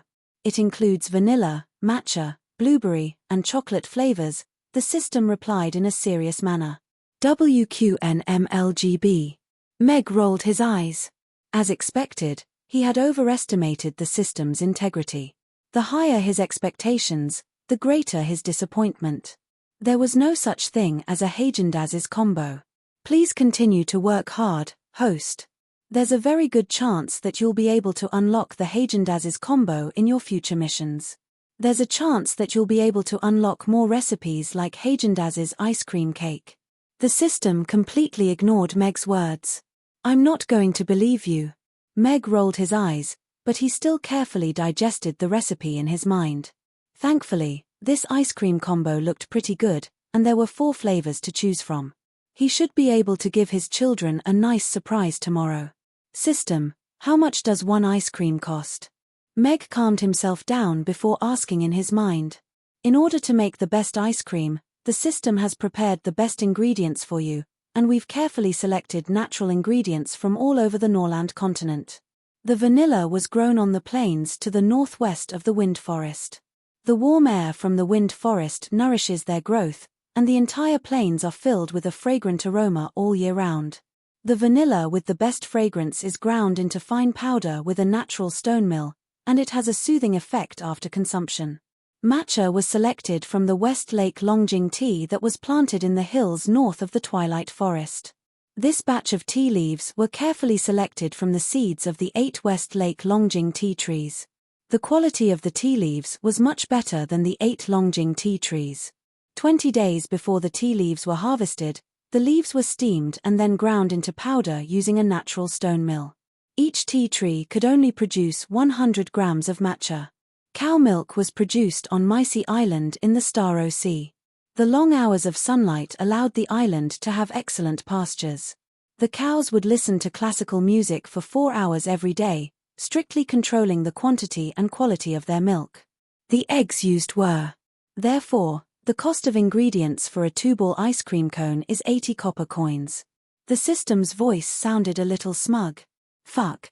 System, you used such good tea leaves to make matcha and then used them to make ice cream. Doesn't your conscience hurt? If my old man finds out about this, he'll beat you to death. Meg's eyes widened when he heard the system's words. The system actually used the holy land of all races to grow vegetables and raise cows. The ingredients produced by the system had never disappointed him. Although Meg had never been poor, using such luxurious ingredients to make ice cream still limited his imagination. At the very least, he didn't dare to imagine what would happen if he used the jar of Longjing tea that was hidden in his old man's bookcase to make ice cream. However, after listening to the system's introduction, Mag's mood improved significantly. If he couldn't make the most delicious ice cream with these ingredients, then it would be a complete waste. As such, he couldn't help but look forward to the taste of the ice cream. He wasn't an ice cream lover, and he didn't remember if he had made any comments about Haggarda's ice cream. However, since the system said that it existed, then it must be extreme. Although most of the work was done by machines, Meg still felt that things weren't as simple as he thought. Meg reached out and pushed open the door in his mind.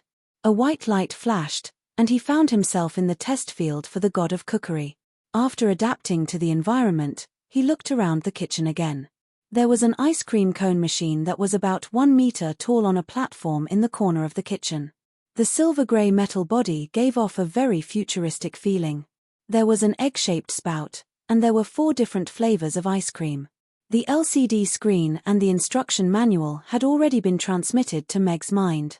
Although the fully automatic operation method is a little lacking in skill, but I like it. After digesting the instruction manual in his mind for a while, a smile appeared on Meg's face. He turned on the machine for a trial run, then opened the fridge and pulled out all types of ingredients before mixing them together. 3 days passed in the blink of an eye in the test field for the god of cookery. Meg pressed the start button with a serious expression, and the machine began to operate in a soundless manner. A soft ding sounded, and an ice cream cone fell out. Meg caught it in a paper bag, then pressed the spout button for the vanilla ice cream. 2 yellow balls of ice cream fell into the cone one after another, stacking on top of one another. Frosty air wafted through the air, and a faint vanilla aroma wafted through the air. There was even a fine layer of powder on the surface of the ice cream cone. After putting down the vanilla ice cream, Meg proceeded to make the strawberry, blueberry, and chocolate ice creams in the same proficient manner. He carefully set them up on the shelf beside him, and looked at the 4 ice creams. Even though they were exposed to the air, they didn't melt very quickly. They were all very pleasing to the eye, and he asked with a confident expression, "System, this should be enough, right?" Ding. "Congratulations, host, you have successfully learned the recipe for the double ball ice cream. At the same time, you have unlocked the required ice cream machine and ingredient." The system's voice sounded. "At this level, it's nothing." Meg raised an eyebrow, and a smug smile appeared on his face when he saw that only 3 days had passed. "But system, aren't you forgetting something?" Meg's smile faded, and he asked in his heart. "Host, you have successfully learned the recipe for the double ball ice cream, and you can leave the test field for the god of cookery. If you want to continue using the test field, please pay the rental fee," the system replied in a serious voice. "No, that's not it." Meg shook his head. He had already mastered the 13 shadow forms, and his current physical fitness had already reached its limit.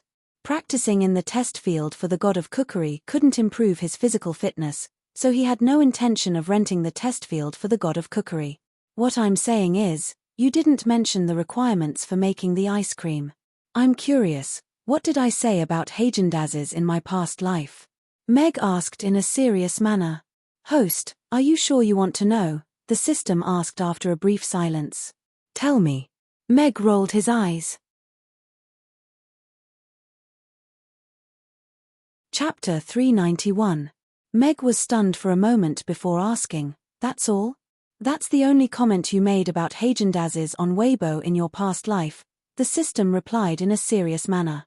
"Then why the fuck did you force me to stay here and make ice cream for 3 days? I didn't make any comments, did I? There's no standard at all." Meg grumbled, feeling like he had been played for a fool. "No, there's a lot of information contained in that short sentence of yours." After analyzing the information, the system came to the following conclusion: the word handful is a typo in the context of the host, but in ancient times, it could be regarded as a counterfeit word. Even though half of the human population has such a thing, once it's put on the table or turned into words, it'll make people feel disgusted.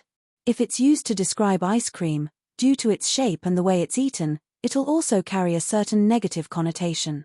The word thief literally refers to someone who steals, but in this context, it's used as an adverb with a strong sense of very, and it strongly expresses the dissatisfaction in the host's heart.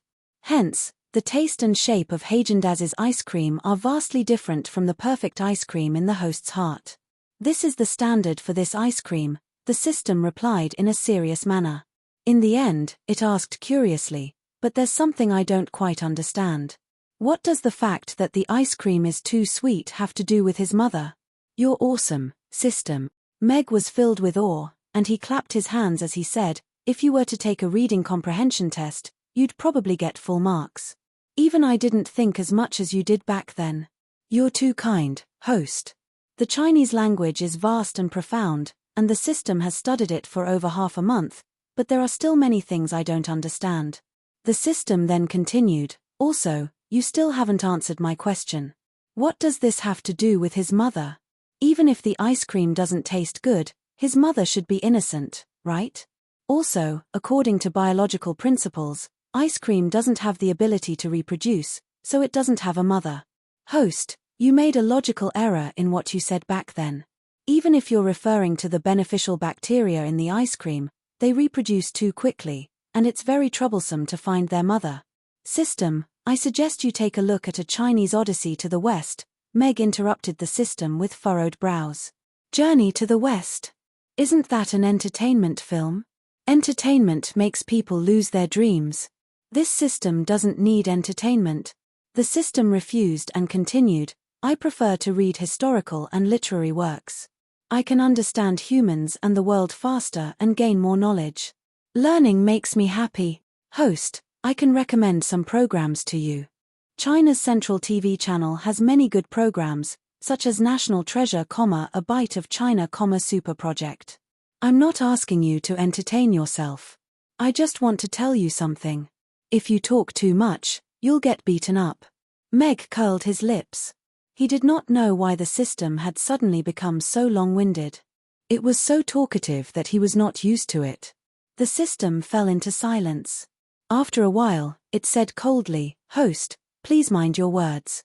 If you don't pay the rent, you will be automatically expelled from the test field for the god of cookery in 3 minutes. Expel him. I can have a good night's sleep. Meg shrugged nonchalantly. He looked at the 4 ice creams beside him and smiled. Amy should like them, right? With a flash of light, Meg's consciousness returned to his body. He opened his eyes and looked at Amy, who was sleeping soundly. He smiled and closed his eyes again. The next day, Meg woke up naturally. He looked at the alarm clock that pointed to 7:30 a.m. He got out of bed and walked over to the bedside. He leaned over and gently kissed Amy's forehead. The little girl had been attending magic classes for an entire week. It seemed that she was a little tired. Meg went downstairs to prepare breakfast for Amy, and he habitually looked out of the floor-to-ceiling window. He was a little surprised to see a familiar figure walking around outside the restaurant. He opened the door with a smile, and said, Mr. Dicus, why are you here so early? Mr. Meg, I came here on the orders of the City Lord. The City Lord has agreed to postpone the meeting until tonight, and he has also agreed to all 3 of your conditions. However, regarding the rental of the restaurant, we still have to negotiate with the Aden Square Management Office. I came here a little early this morning, and they haven't started work yet, so I'll have to get back to you a little later. Also, there's no guarantee that you'll be successful. Dicus cut straight to the chase. All right, in that case, I'll make preparations for the meeting tonight. However, I need to know how many people will be attending the meeting so that I can make the necessary preparations. Meg was a little surprised that the City Lord had agreed to all of his conditions. After all, this was a high-level meeting between the 2 races. However, he didn't let his surprise show on his face. Instead, he continued in a calm manner, also, I'll only provide food that costs up to 3,000 gold coins. If there's any excess, I'll have to ask the City Lord's castle to pay for the excess. The price will be set according to the restaurant's menu. There will be a total of 10 people attending this meeting. Mr. Meg, it would be best if you could rearrange the dining tables in the restaurant. If you have any difficulties, the City Lord's castle can send someone to help you with the arrangements. As for money, you don't have to worry about that, Mr. Meg. The City Lord's castle will definitely not owe you a single copper coin, Dicus said with a smile. There's no need for that. I also believe in the City Lord's castle's sincerity. See you tonight then. I have to go make breakfast for Amy. Meg nodded with a smile. He liked to work with people who were efficient. You're a really good father. Dicus faltered momentarily before a resigned smile appeared on his face, and he said, Then I won't disturb you any longer. I also have to bring some green onion pancakes for my son, but he can only eat them at noon. All right, see you later. Meg nodded before turning to enter the restaurant. Even though the City Lord's castle didn't guarantee that he would be able to rent the empty space in front of the restaurant, it was at least much more reliable than renting it from the Aiden Square management office. As for the meeting that night, Meg was actually quite interested in it. All of the people attending the meeting were most likely high-ranking members of the two races. Listening to their speeches would also be a good opportunity for him to learn about the current situation of the entire Norland continent. Some things couldn't be bought even with money. In the kitchen, a brand new ice cream machine had already been placed in the corner. Meg made some adjustments, but he wasn't in a hurry to make ice cream. Instead, he made 2 servings of braised chicken and rice. Chapter 392. That's right. Let's rehearse one last time when they get here. Meg nodded with a smile. It seemed that this dance was very important to Amy. After helping Amy change into a purple princess dress and tie her hair into 2 adorable ponytails, Meg pushed the bicycle out after breakfast. He took Amy and the reluctant ugly duckling with him and rode toward Chaos School. The eye-catching bicycle attracted a lot of attention. Many people couldn't understand how such a small bicycle could move forward so steadily. It was as if there was some kind of incredible power pushing the bicycle forward. Meg didn't have any plans to promote bicycles for the time being. Besides, it felt pretty good to be the only bicycle on the streets. It was quite interesting to see so many envious gazes. The bicycle stopped in front of Chaos School. Because it was a rest day, there was almost no one in the school. Occasionally, there would be 1 or 2 teachers going in and out. There were also a few children playing soccer with balls in their hands. I want to go in and find Teacher Luna. Is that okay? Meg stopped the bicycle and smiled at the old man and the orc guarding the gate. He had become quite familiar with the 2 of them during the time he had been taking Amy to and from school. Just a little while will do. We're going to invite Teacher Luna to the party. Please, Amy said coquettishly as she hugged Ugly Duckling in her arms. The old man at the gate looked at Amy with a smile, and nodded as he said, "All right, but you have to come out quickly. The female teacher's dormitory is on the right. Go all the way to the end, but men are not allowed to enter, so you can only wait downstairs." "All right, thank you." Meg nodded, and Amy walked into the school. When they arrived at the female teacher's dormitory, they asked the housekeeper to call Luna down. "Teacher Luna, we're here to invite you to a party at noon today. Do you have time to come?" Amy immediately rushed over at the sight of Luna coming down the stairs. She looked up at her with anticipation in her eyes. A party? A hint of surprise and confusion appeared on Luna's face. She gently stroked Amy's hair and looked at Meg. "Miss Luna, it's like this. I want to hold a small gathering for Amy and her friends this afternoon, and she can decide who to invite." The first person she thought of was Miss Luna. "If you're free this afternoon, perhaps you can come to the restaurant and join the gathering. There won't be many people, and the children will be the main characters." Meg looked at Luna and said with a smile. Luna was wearing a grey cotton dress with a white ribbon draped over her shoulders. He had a good impression of this kind-hearted girl. "If that's the case, that's great. It just so happens that today is a rest day and I have nothing else to do." Luna looked at Amy's expectant gaze and Meg's gentle expression. She hesitated for a moment before nodding with a smile. "Great. Teacher Luna, you have to come on time." Amy was so happy that she almost jumped up and down as she looked at Luna with an earnest expression. "Millimeter, I will." Luna nodded with a smile. She looked at Meg and said, "Then I'll have to trouble you, Mr. Meg. As long as the children and the guests are happy." Meg smiled and said, "Then we'll take our leave now. Amy still has to go invite a child." "All right, see you at noon, little Amy." Luna smiled as she stroked Amy's hair. She then reached out to rub Ugly Duckling's head, which was completely uninterested in everything because of its motion sickness. The smile on her face became even more radiant. "Goodbye, Teacher Luna." Amy waved her hand before leaving with Meg's large hand in hers. "Mr. Meg really is an interesting person." A smile appeared on Luna's face as she looked at the 2 of them slowly walking away. Only after the 2 of them had disappeared from her sight did she turn and enter the dormitory room. "Father, Jessica will definitely be very happy, right? Amy asked as she sat on the back seat of the bicycle with an expectant look on her face. That's right. Jessica will definitely be very happy to be invited by a friend. Furthermore, we've prepared a present for her, haven't we? Meg said with a smile. He looked at the bag under Ugly Duckling's body in the basket, and discovered that there was a little yellow dress inside. That's right. Thank you, Father. Jessica will definitely love that dress. She's always wanted a yellow dress. Amy nodded with an elated expression. But do you still remember where Jessica's house is? I'll need you to show me the way later, Meg asked with a smile. I've been there with Jessica twice. There are many houses built from black stones there, and there's a black stone horse in front of Jessica's house. Jessica said that her father made it for her, and she'll look really cool on it, Amy said with a confident expression. That's good. If Amy likes horses, then I can buy you a real one. Of course, a wooden horse is fine too, Meg said with a smile. Really? Amy's eyes immediately lit up. However, after thinking about it carefully for a while, she still shook her head as she said, but a real horse is too big. Ugly Duckling is so stupid that it'll definitely be bullied if we get one, so I think I'd better get a wooden horse. Alright, I'll make a fun wooden horse for Amy when we get back. Meg nodded with a smile.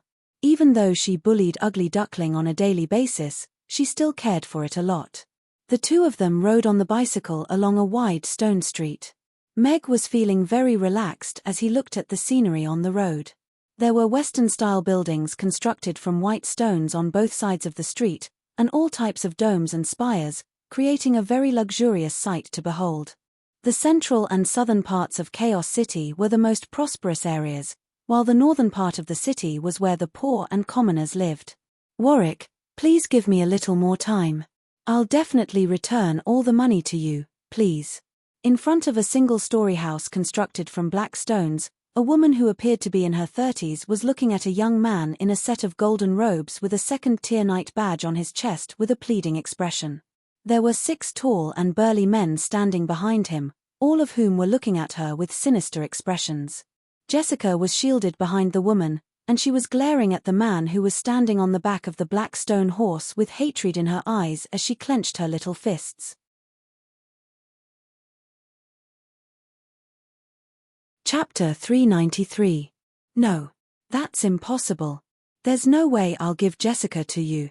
Rebecca was a little panicked as she shielded Jessica behind her, and she backed her up against the wall as she looked at Warwick with a determined expression. She had heard many rumors about Warwick during the past few years. Countless women in the mining district had fallen into his hands, and not a single one of them had met a good end. Even little girls were not spared.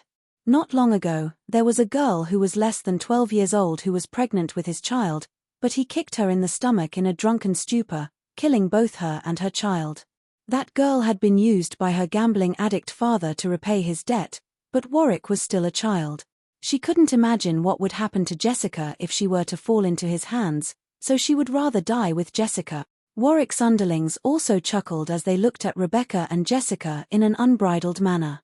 A pair of orphans and widows like this were the easiest to bully, especially when they were quite beautiful.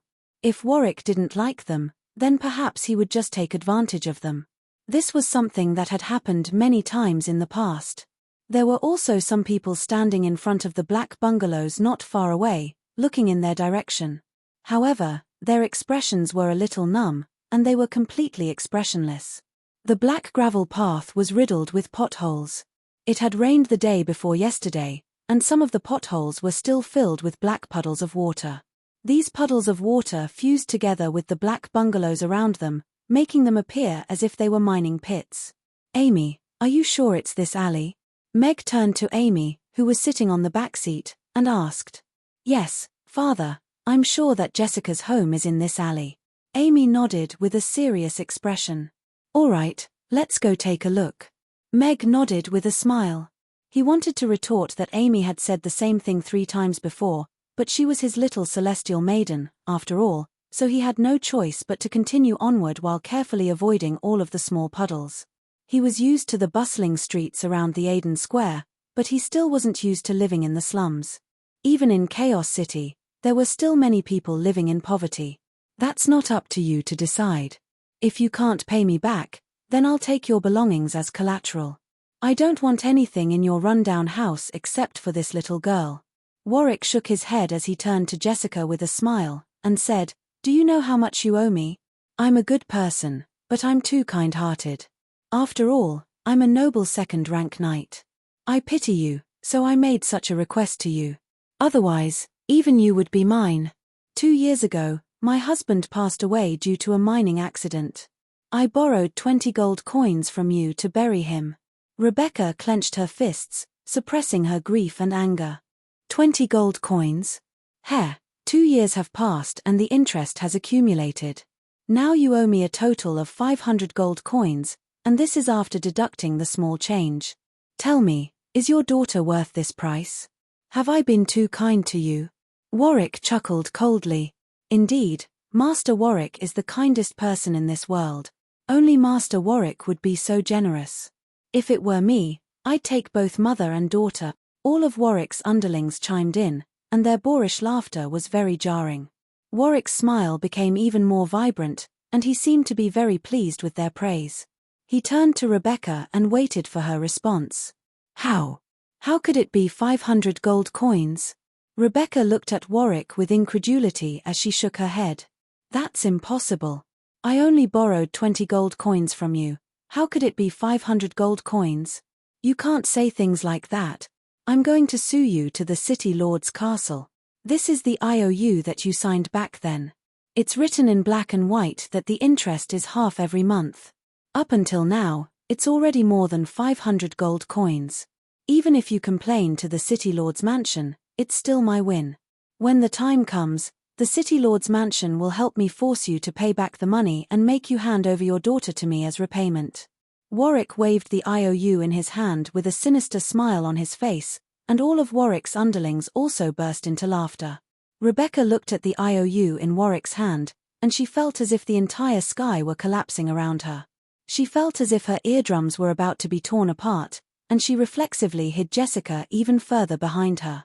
Jessica looked up at the completely panicked Rebecca, and there was a hint of fear on her little face, but she didn't cry. Instead, she gripped her mother's hand tightly in an attempt to provide her with some warmth and support. Rebecca faltered momentarily before looking down at Jessica. She gripped Jessica's little hand tightly as if she were grasping at straws. She came to her senses, and turned to Warwick as she said, "Master Warwick, please give me a little more time. Governor Woodrow said that my husband's pension will be paid very soon, and it's definitely going to be more than 500 gold coins. I'll be sure to return all of it to you when the time comes. Please let us go, and let Jessica go. She's only a 5-year-old child. You sure are naive." Warwick shrugged with a smile. He took a couple of steps closer to Rebecca, and whispered into her ear, "Governor Woodrow is my uncle, and he told me in person that the pension for all of the miners who died in the mining accident has already been paid. However, you won't receive any of that. Even if you wait until you die, you'll never receive the money that your husband sacrificed his life for. That money doesn't belong to you lowly black rats in the first place. I'll enjoy your daughter to the fullest. If she can live a few more years, perhaps she can even give birth to a child." How could this be? Rebecca's pupils gradually widened as she stared at Warwick's sinister smile. Her sickly face paled even further, and she felt as if all of the strength in her body had been sucked out of her body. She slowly fell to the ground, and it was as if even her soul had disappeared. "I heard that you went to buy medicine with a dragon coin a few days ago. You have the money to treat your illness, but you don't have the money to pay me back. That's not right. Aside from this little girl, I'll treat the rest of the money as interest." Warwick waved a hand, and 2 burly men stepped forward to search Rebecca's body. "Don't you dare bully my mother. You're all bad people. If my father were still alive, he'd be able to send you flying with a single punch." Jessica rushed forward from behind and spread open her arms to shield Rebecca. "Get that short-lived bastard to crawl out of his coffin and beat us up." Everyone burst into raucous laughter, and one of the burly men tore off the money pouch hanging from Rebecca's waist. The money pouch was torn apart, and a handful of gold, silver, and copper coins fell to the ground, some of which jumped into a puddle. "Idiot, Pick them all up. Warwick's brows furrowed with displeasure, and the burly men hurriedly bent down to pick up the money. I can't. This isn't my money, someone lent it to me. I have to return it to him. Rebecca struggled to her feet, but Warwick stepped on her shoulder. Warwick pinched Jessica's chin with his other hand, and a sinister smile appeared on his face as he said, If I say it's mine, then it's mine. From today onward, she belongs to me as well. A gold coin rolled forward, and a burly man with tattoos all over his body followed along behind it. The gold coin crashed into a wheel, and spun on the spot before coming to a stop. An elated expression appeared on the burly man's face as he reached out to pick it up. However, as soon as his hand came into contact with the gold coin, a foot came crashing down like a heavy hammer, stomping his hand into the black gravel. This is my money. Chapter 394. Who's that? The originally noisy scene instantly quieted down. Everyone turned to look in this direction. A tall and thin young man was pushing a strange two-wheeled cart. One of his feet was stepping on the hand of a burly man, and that hand was directly trampled into the black gravel. The burly man was squealing like a pig on the ground, and the young man had a calm expression on his face, creating a stark contrast. This young man clearly looked like an ordinary person, so how had he been able to render the burly man completely powerless? It's Amy. And her father. Jessica caught sight of them out of the corner of her eye, and she was ecstatic to see them, but she was quickly struck by a sense of urgency as she thought to herself, no, they shouldn't be here. This bad guy is definitely going to make things difficult for them. What should I do? Rebecca was already in despair, and she was prepared to die rather than allow Jessica to fall into Warwick's hands. She didn't recognize the young man, but she immediately recognized Amy, who was sitting on the backseat of the bicycle. She hurriedly yelled, Don't worry about us. Hurry up and leave. They're all bad people. All of the onlookers in the distance were still looking on with cold expressions, as if nothing could pique their interest. Who are you? Warwick removed his foot from Rebecca's body, but his other hand was still holding onto Jessica's face. He appraised Meg with narrowed eyes, and a hint of hostility appeared on his face. The other burly men also made their way toward Meg with hostile expressions, and some of them even drew their sabers. This guy looked a little strange, but he was only one person, and he didn't appear to be very powerful. There were so many of them, so it wouldn't be an issue for them to take care of him. Mag took a glance at Rebecca, who was slumped to the ground, and Jessica, who was being pinched by Warwick's mouth. Neither of them had sustained any obvious injuries, and he heaved an internal sigh of relief. He looked up at Warwick, and his grip on the handlebars of his bicycle tightened as a hint of killing intent appeared in his eyes. This was a scumbag who was trying to rape a widow and her child, a pedophile who was trying to take over a little lowly. A person like him deserved to die. You bastard. Let go of Jessica, otherwise, I'll show you what I'm made of. I'm Amy. Amy stood up from her little seat and pointed at Warwick with an enraged expression. TSK, another one. Looks like I'm in luck today. It's a pity that she's a little too young, but she's going to be amazing in a couple of years. Warwick's eyes immediately lit up as he turned to Amy, and he licked his lips with a smile on his face. Boss, we'll help you catch her.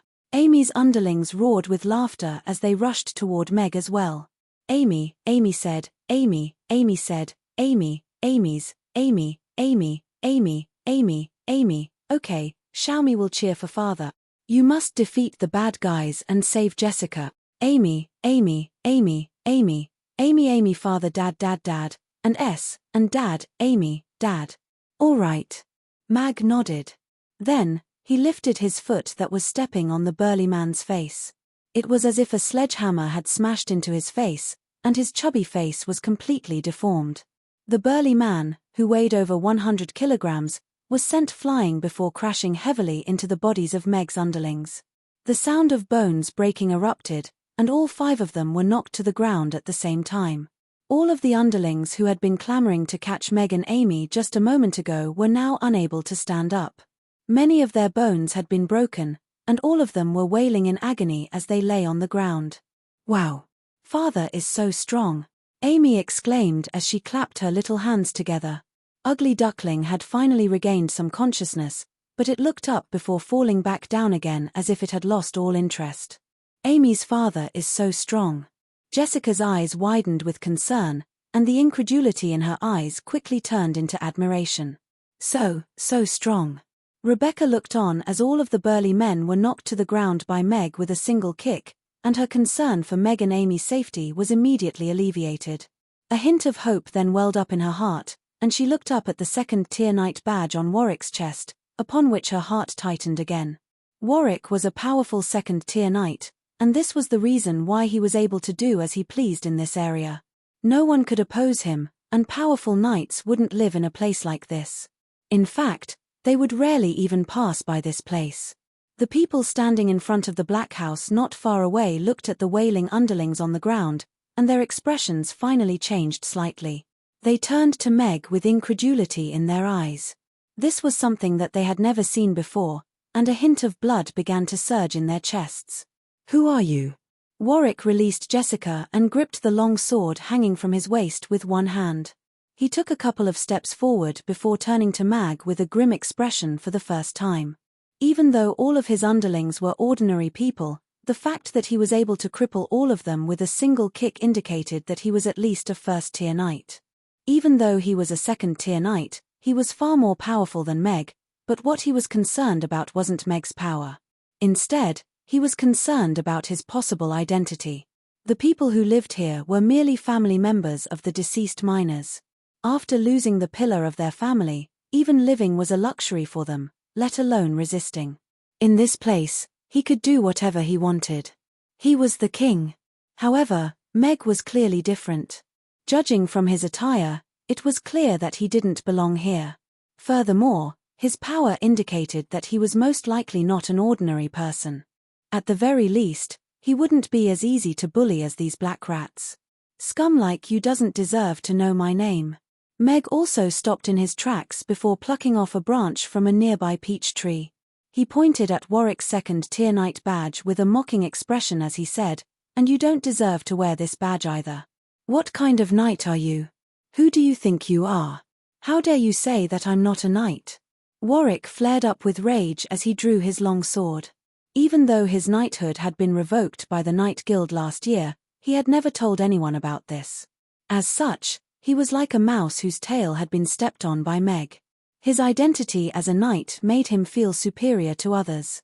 This was also the reason why he always wore his knight badge on his chest every time he went out. This sense of vanity was almost morbid. "I'm here to correct a knight's conduct." Meg's expression was very calm as he looked at Warwick with a cold expression. "Are you challenging me?" Warwick chuckled coldly with a hint of disdain on his face.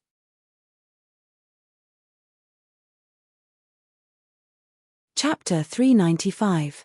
Everyone fell completely silent, and even the howls of anguish from the lackeys on the ground gradually died down. All of them were looking at Meg with horror in their eyes. They had never seen anyone who dared to speak to Warwick like that.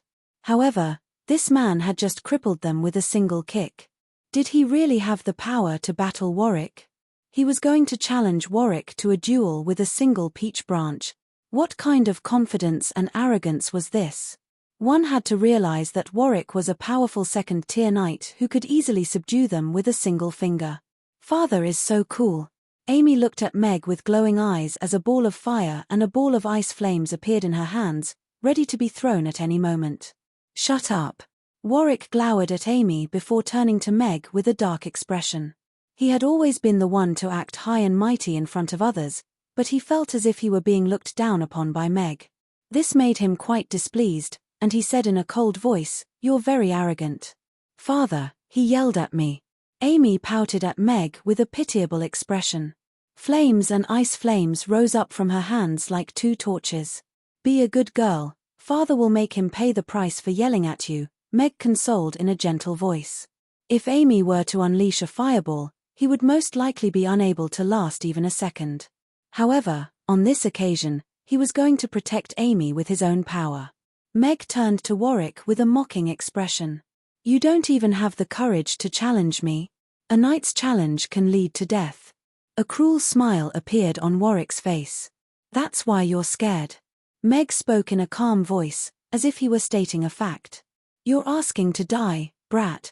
Warwick gritted his teeth as he raised his long sword and pointed it at Meg. I, Warwick, officially challenge you to a duel. Do you dare to accept my challenge? A knight's challenge has never happened in the slums. Can this young man defeat Warwick? He's a second-tier knight. He's extremely powerful. Boss will definitely win. He is the strongest person I have ever seen. Everyone looked at this scene and thought silently. They were a bit nervous. They didn't expect that a debt collection matter would evolve into a knight's duel. Duels were prohibited in Chaos City, and as long as both parties agreed, life and death were up to fate. Even if one died, the Grey Temple and the City Lord's castle wouldn't pursue the matter. Now that both sides had become enemies, the final outcome was likely to be the death of one of them. However, would he accept this challenge? Everyone's eyes fell on Meg. Even though he had just sent 5 people flying with a single kick, he was currently holding a thin peach branch in one hand and wearing a loose grey robe. Compared to Warwick, who was wielding a sharp long sword and wearing a set of golden robes, he appeared to be a little feeble and scholarly. Even though he was just standing there, he appeared to be a lot weaker. How could he fight with a peach tree branch? This was the biggest doubt in everyone's heart. At the same time, they also concluded that Meg would definitely refuse this duel. At the very least, he should go home and get a suitable weapon, right? I accept your challenge. Meg nodded at Warwick with a smile on his face, and said, You're right, duels can lead to deaths. I was going to ask you to go home and get a new weapon, but I've changed my mind.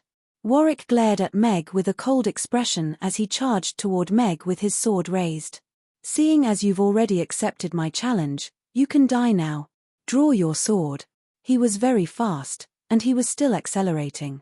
His power as a second-tier knight was on full display, and he gripped his sharp long sword with both hands as he glowered at Meg with cold killing intent in his eyes. Warwick wanted to kill Meg, and he was only going to unleash a single sword strike. Meg's appearance had severely threatened his authority. Regardless of whether it was in front of his subordinates or in the hearts of the Black Rats, he had to maintain his supreme and irresistible image. Otherwise, he wouldn't be able to bully them as he pleased in the future, and that made him very displeased. As such, Meg had to die, and he had to strike fear into the hearts of those Black Rat. Amy's father will definitely be able to defeat this big bad guy. Jessica, who was tightly held in Rebecca's arms, clenched her fists tightly as she thought with a nervous expression.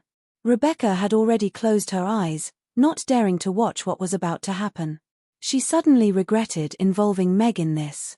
Jessica had already lost her father, and Amy had lost her mother. If she were to lose her father as well, then it would be far too cruel for her. Is he going to die just like that?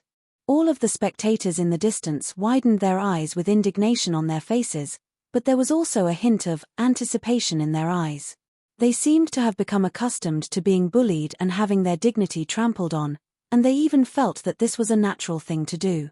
However, Meg's appearance had given them a glimmer of hope, but it also brought them a sense of discomfort. It was as if a piece of cloth had been torn off their bodies, exposing them to the sun, making them feel as if they really had become black rats that had just crawled out of a coal mine. As such, if Meg were to die, then everything would go back to normal. They could continue to lie on the ground and try their best to survive.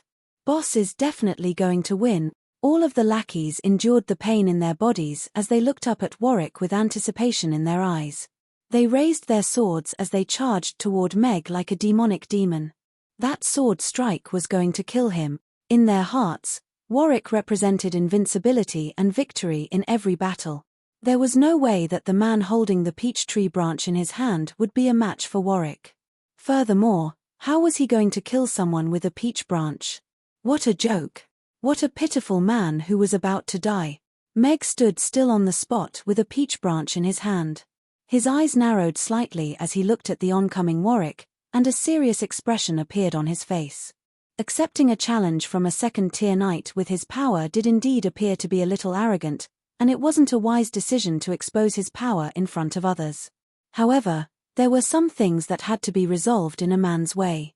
For example, a duel. Or, for example, killing someone.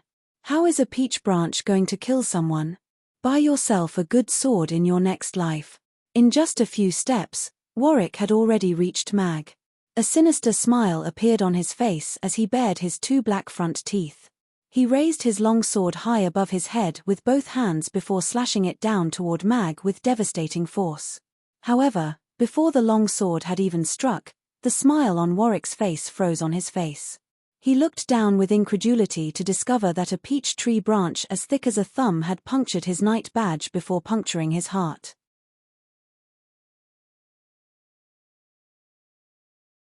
Chapter 396. Warwick's eyes widened as he stared at Meg with incredulity in his eyes. His long sword clattered to the ground, and he fell backward, throwing up 2 mouthfuls of blood as he stared intently at Meg. Even in death, he was unable to close his eyes. Blood slowly seeped out from his body, staining the black gravel ground and the small puddles. The smell of blood and gore made Meg's brows furrow slightly, and his hands trembled slightly. Killing someone wasn't something that could be done easily. However, Meg didn't regret killing Warwick. Warwick really did deserve to die, and more importantly, he had crossed Meg's bottom line. He was already a dead man when he displayed his greed toward Amy. He was going to tell him as a father that little Lollis were to be spoiled, and that if Warwick had any thoughts that he shouldn't have, then he could go and die. Father is so strong. Amy closed her eyes, but she still clapped her little hands as she yelled. Awesome. The bad guy is dead. Mother, we're saved. Jessica held onto Rebecca's hand with elation. Rebecca opened her eyes in shock, and she was greeted by the sight of Warwick lying in a pool of blood, as well as Meg, who was still standing on the spot. She hugged Jessica tightly as tears of joy welled up in her eyes. Bo! Boss is dead. All of Mag's lackeys looked at Warwick, who was lying motionless in a pool of blood with a peach branch embedded in his chest. The burly man who had been kicked in the face by Mag earlier let loose a blood-curdling scream as he struggled to his feet. Run. He's dead. All of the other lackeys had similar expressions on their faces as they tried to get up and run, ignoring the pain coursing through their bodies. In their hearts, the invincible Warwick had been slain by someone, and he had been killed by a peachwood branch. Furthermore, he had been killed by an unbelievably fast peachwood branch. They didn't even see Warwick put up any resistance before he was killed without being able to retaliate. Just how terrifying was this guy to be able to kill a second-tier knight with a single sword strike? Their hearts had already collapsed. They only wanted to escape from this place and get as far away from this terrifying fellow as possible. Did I allow you to leave? Meg asked coldly as he looked at the lackeys who were about to escape. The lackeys' faces froze, and their legs that had just stepped forward stopped abruptly. Even Warwick wasn't able to retaliate against him, so how could they possibly dare to run away from him? Sir, please let us go. We were all forced to do this. We're all good people, and it was Warwick who did this to us. Yes, please let us go. We won't dare to do it again. We'll only be good people in the future. The lackey with a swollen face knelt down with a thud, kowtowing as he complained tearfully. Everyone else also fell to their knees, and began to sob about how they had been forced by Warwick to do things that went against their conscience. I can believe that you were forced to do this, but I'm not an idiot to say that you're all good people. Meg looked at the kneeling lackeys with a hint of mockery in his eyes. He wouldn't kill them because it was against the law, and it was different from a duel. It would be difficult to get away if they got entangled. However, he definitely wouldn't let them go just like that because what they had done was enough for them to die many times over. It was obviously a good choice to let the Grey Temple or the City Lord's castle deal with this matter. Master Brandley, something seems to have happened over there. Should we go and take a look? In an alley not far away from the residential area of the mine, a Grey Temple member made a report to Brandley, who was inspecting a massive charred crater. What happened? Brandley asked as he stood up. They had received a report in the morning that abnormal magic fluctuations had appeared in this area, and a house had been burned down. As such, he had brought some people here early in the morning. This was a bursting flame spell unleashed by a 5th-tier magic caster, but there were no casualties at the scene. It was just an abandoned house, and there weren't any other areas that had been damaged, so it wasn't a major threat. It seems to be a duel between 2 knights. It's not much of a big deal, but it's a little strange that a duel took place there. All of the people living there are family members of the deceased miners, the man hurriedly replied. Family members of the deceased miners? Brandley paused momentarily before nodding. Let's go take a look. Is Warwick dead? Expressions of incredulity appeared on the faces of the onlookers in the distance. A small old man picked up a rock from the ground before making his way over to them with a hunched back. His wrinkled face was dark red, and the black mineral powder seemed to have already fused into his skin. He looked at Warwick's corpse with hatred in his eyes.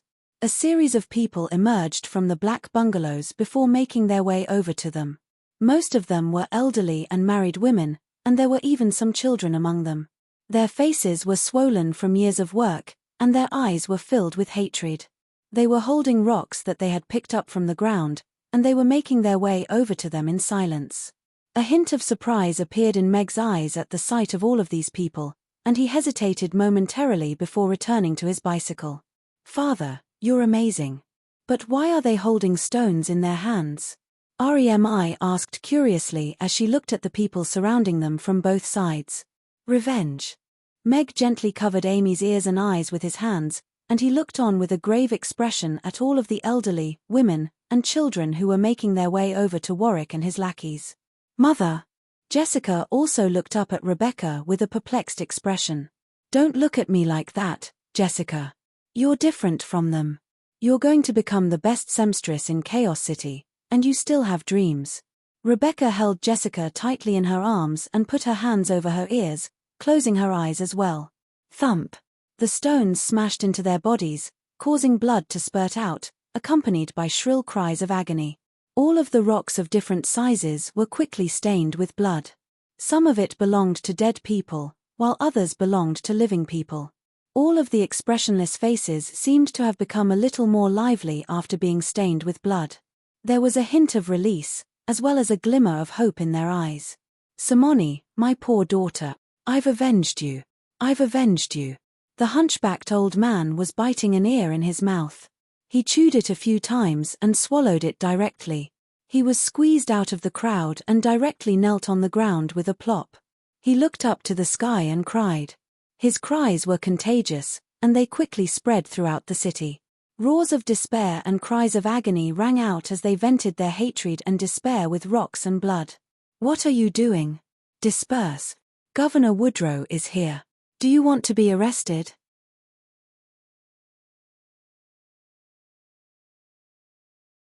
Chapter 397. The frenzied crowd was dispersed by the saber-wielding guards, but only a few mangled corpses remained. In particular, Warwick's body had been reduced to a pile of flesh and blood, and it was impossible to tell that he had once been a human.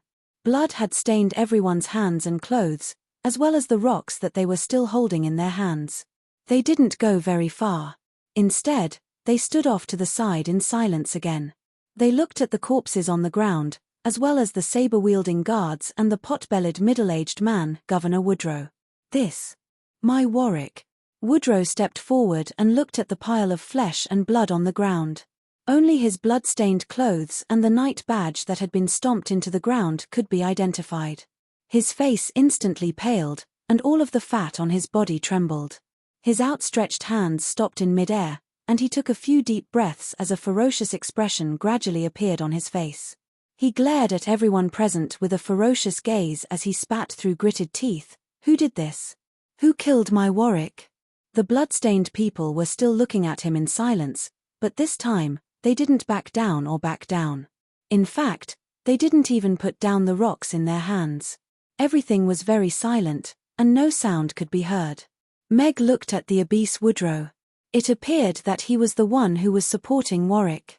Warwick had been able to wreak havoc for so many years, and Woodrow was undoubtedly his biggest backer.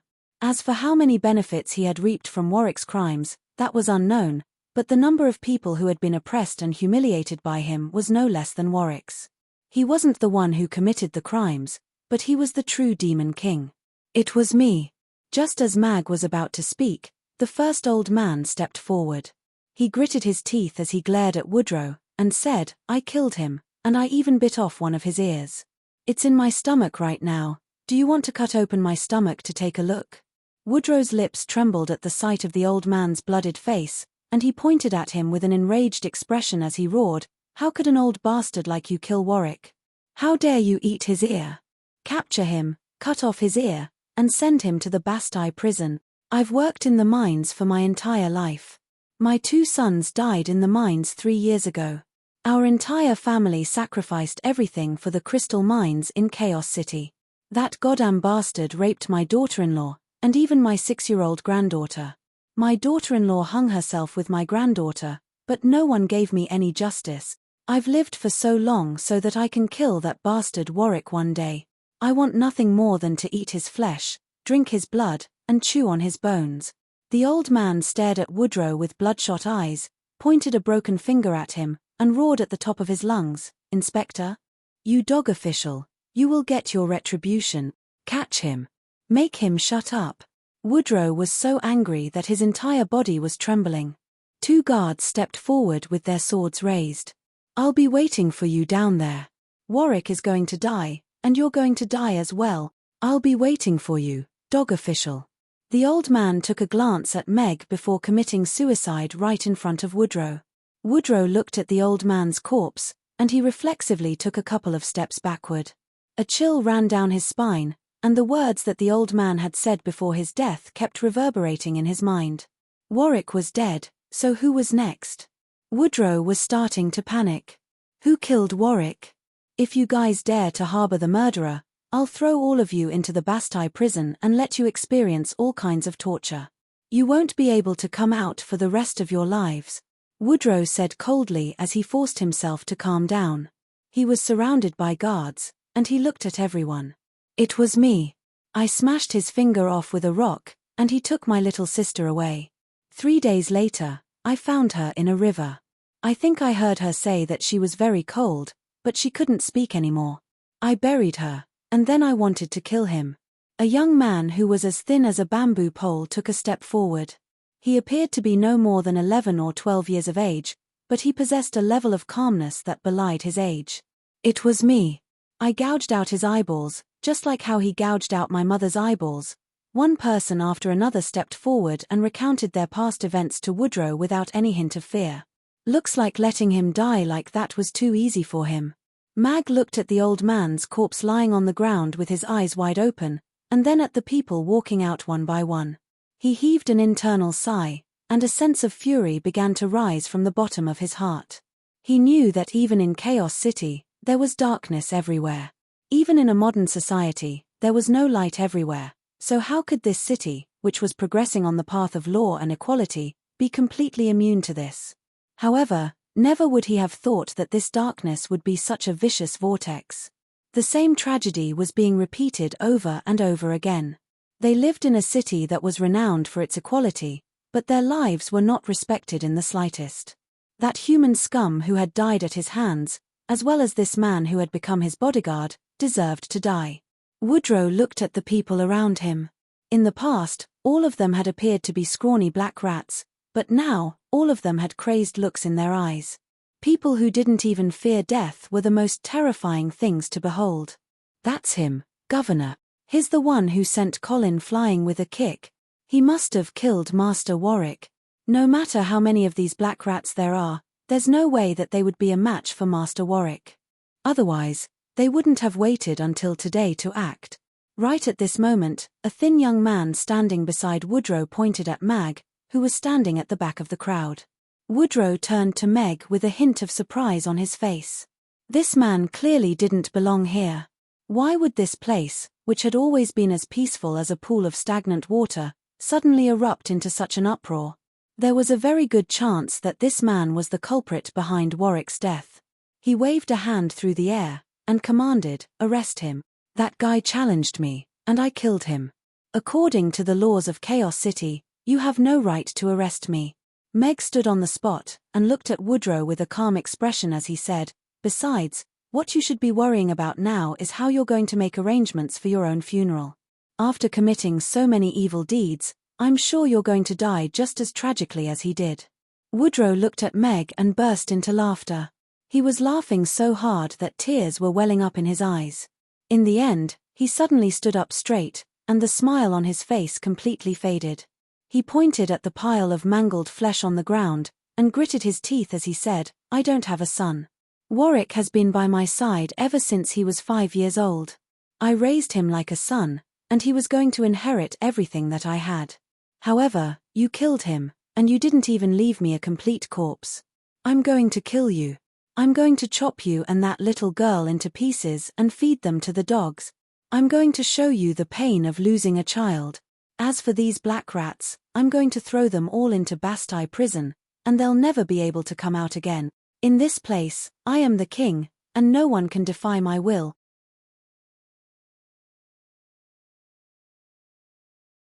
Chapter 398. A deathly silence ensued. Everyone looked at Woodrow and the saber-wielding guards, and a hint of fear gradually appeared in their eyes. All of the rocks in their hands clattered to the ground as they turned to Meg. He had killed Warwick, and had avenged everyone. Would he be able to save everyone from being locked up in the Bastille prison? A hint of hope appeared in everyone's eyes, but it was more of despair than anything else. No matter how powerful he was, there was no way that he would be able to take on so many guards at once. He wouldn't even be able to protect himself, let alone save everyone. What do we do? What should we do now? Remi and the others are in trouble because of us. Rebecca was as anxious as an ant on a hot pan as she looked at this scene. Father, is he a bad guy as well? He's wearing the City Lord's Castle's uniform. Is he a bad guy as well? Amy was peeking at Woodrow through the gaps between Meg's fingers with a perplexed look on her face. That's right. He's a bad guy disguised as a good guy, but he's even worse than the average bad guy. Meg picked up Amy from the backseat and held her in his arms. He didn't think that he would encounter something like this in Chaos City. It appeared that there was still a long way to go before the Grey Temple and the City Lord's Castle were on equal footing. There was no lack of first-tier knights among these guards. Even though they were slightly weaker than Warwick, there were many of them, and they were subordinates of the City Lord, so their identities were quite special. Of course, in order to save his own life, Meg wasn't going to allow himself to be captured just because his opponent was wearing the City Lord's Castle's uniform. However, if he wanted to get out of this situation easily, the easiest way to do so would be to have Amy step in. Even though Warwick was the only one who had heard what he had said, it wasn't a good idea to reveal too much of his power. Right at this moment, a grave voice sounded from nearby. There is no king in Chaos City, there are only rules and order. Have you forgotten who you are, Woodrow? Who is it? Woodrow's heart jolted slightly upon hearing this, and he turned to find that all of the guards had parted to create a path for him. Brandley wore a dark expression as he made his way over with a dozen or so members of the Grey Temple's city inspectors and city inspectors. Lord Brandley. A hint of panic flashed through Woodrow's eyes, but he quickly composed himself, and hurriedly stepped forward with a grief-stricken expression as he said, "So it's you, Master Brandley. What brings you here? An extremely vicious riot just took place here, and that thug brutally murdered my nephew as well as all of his subordinates. My nephew was like my own son to me, yet not even his corpse was found. I was overwhelmed by grief, and said something that I shouldn't have said. However, I have to avenge my nephew and all of his subordinates. I can't disappoint them. This guy and these rioters, we can't let any of them escape." The family members of the miners looked at Brandley with glowing eyes, but after hearing Woodrow's words, they gradually became enraged again. It seemed that this man was just as bad as Woodrow. Brandley's expression became extremely grim as he looked at the mangled corpses, as well as the one that had almost been dismembered. Who would have thought that such a heinous crime had taken place in broad daylight? What was even more surprising to him was that all of the blood-stained people around him were women, children, and elderly people. All of them were extremely thin, and there were blood-stained rocks beneath their feet. All of them were glaring at him with fury in their eyes, and it was as if they wanted to tear him to shreds. What could enrage these powerless people to the point that they were willing to dismember these corpses in broad daylight? The members of the Grey Temple were also quite surprised to see this. They didn't think that they would encounter something like this after coming here to investigate the fire. This was far more serious than a simple fire, and it involved so many people, so it was quite clear that this was no ordinary incident. "Master, a total of 6 people have been killed, and one of them is most likely a second-tier knight. This is a third-tier incident. A member of the Grey Temple quickly made his way over to the scene before reporting to Brandley. Brandley nodded in response, and just as he was about to take a look at what kind of heinous thug had committed this crime, Woodrow's expression suddenly changed.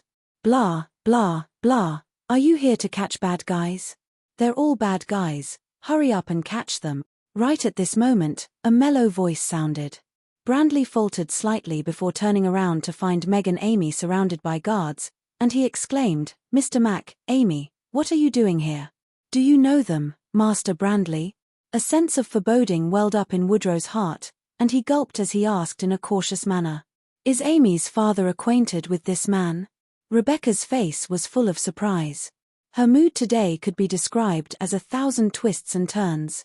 A hint of hope had also reappeared in the eyes of the families of the miners. Perhaps this man could change the course of events for the better. Unfortunately for you, we're most likely the ones he's referring to. Of course, I don't agree with this identity. If you want to condemn someone, you can always find a pretext. Meg shrugged as he looked at Brandley. Blah, blah, blah, blah. Blah was a nickname that Amy had given to Brandley as his name sounded a little like that. Every time Meg heard this nickname, he couldn't help but burst into laughter. We're innocent. Amy also shrugged in a resigned manner. Brandley looked at the dismembered corpses on the ground, then at the neatly dressed Amy, who was completely unstained by blood. Even the soles of her shoes were clean, and there was no way that he could associate them with the culprits. Of course, what made Brandley even more convinced was Meg's character and identity. He was the owner of a restaurant that was filled to the brim every day, and he had a 4-year-old daughter who was already a third-tier magic caster. He was also a father who had taken 2 great magic casters as his disciples. He was a hero who had once helped to subdue the culprit behind a 4th-tier incident, and he was a man who dared to face a vicious werewolf with a cleaver in order to protect his customers. There was no way that he would kill someone on the street for no reason, especially in front of his own daughter. He's the owner of a restaurant in the Aiden Square. What's going on here, Woodrow? Brandley asked with a serious expression.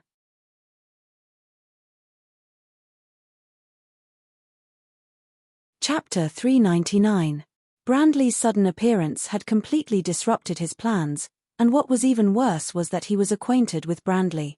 It was clearly not going to work, but Brandley had to die, regardless of whether it was to avenge Warwick or to cover up the fact that the Grey Temple was going to be able to track him down. Master Brandley, I don't know what kind of relationship you have with this murderer, but we have all the evidence and witnesses that he killed my men, so I have to arrest him and bring him back to the City Lord's castle for further investigation. This is a case involving our City Lord's castle, so I'm sure the Grey Temple won't interfere, right? Woodrow said in a domineering manner. Brandley's brows furrowed slightly at the sight of Woodrow. From his reaction, he could tell that there was definitely something fishy going on.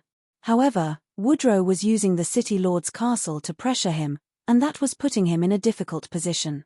Both the Grey Temple and the City Lord's castle had the right to take care of matters like this, and they generally wouldn't interfere when it came to casualties. You're lying. Blah blah blah, he's a bad guy. Amy was a little enraged as she said, that bad guy was bullying Jessica and Mother, and he was going to kill Father, which was why Father intervened. He's also bullying a lot of people. Woodrow glared at Remi as he yelled, "Shut up.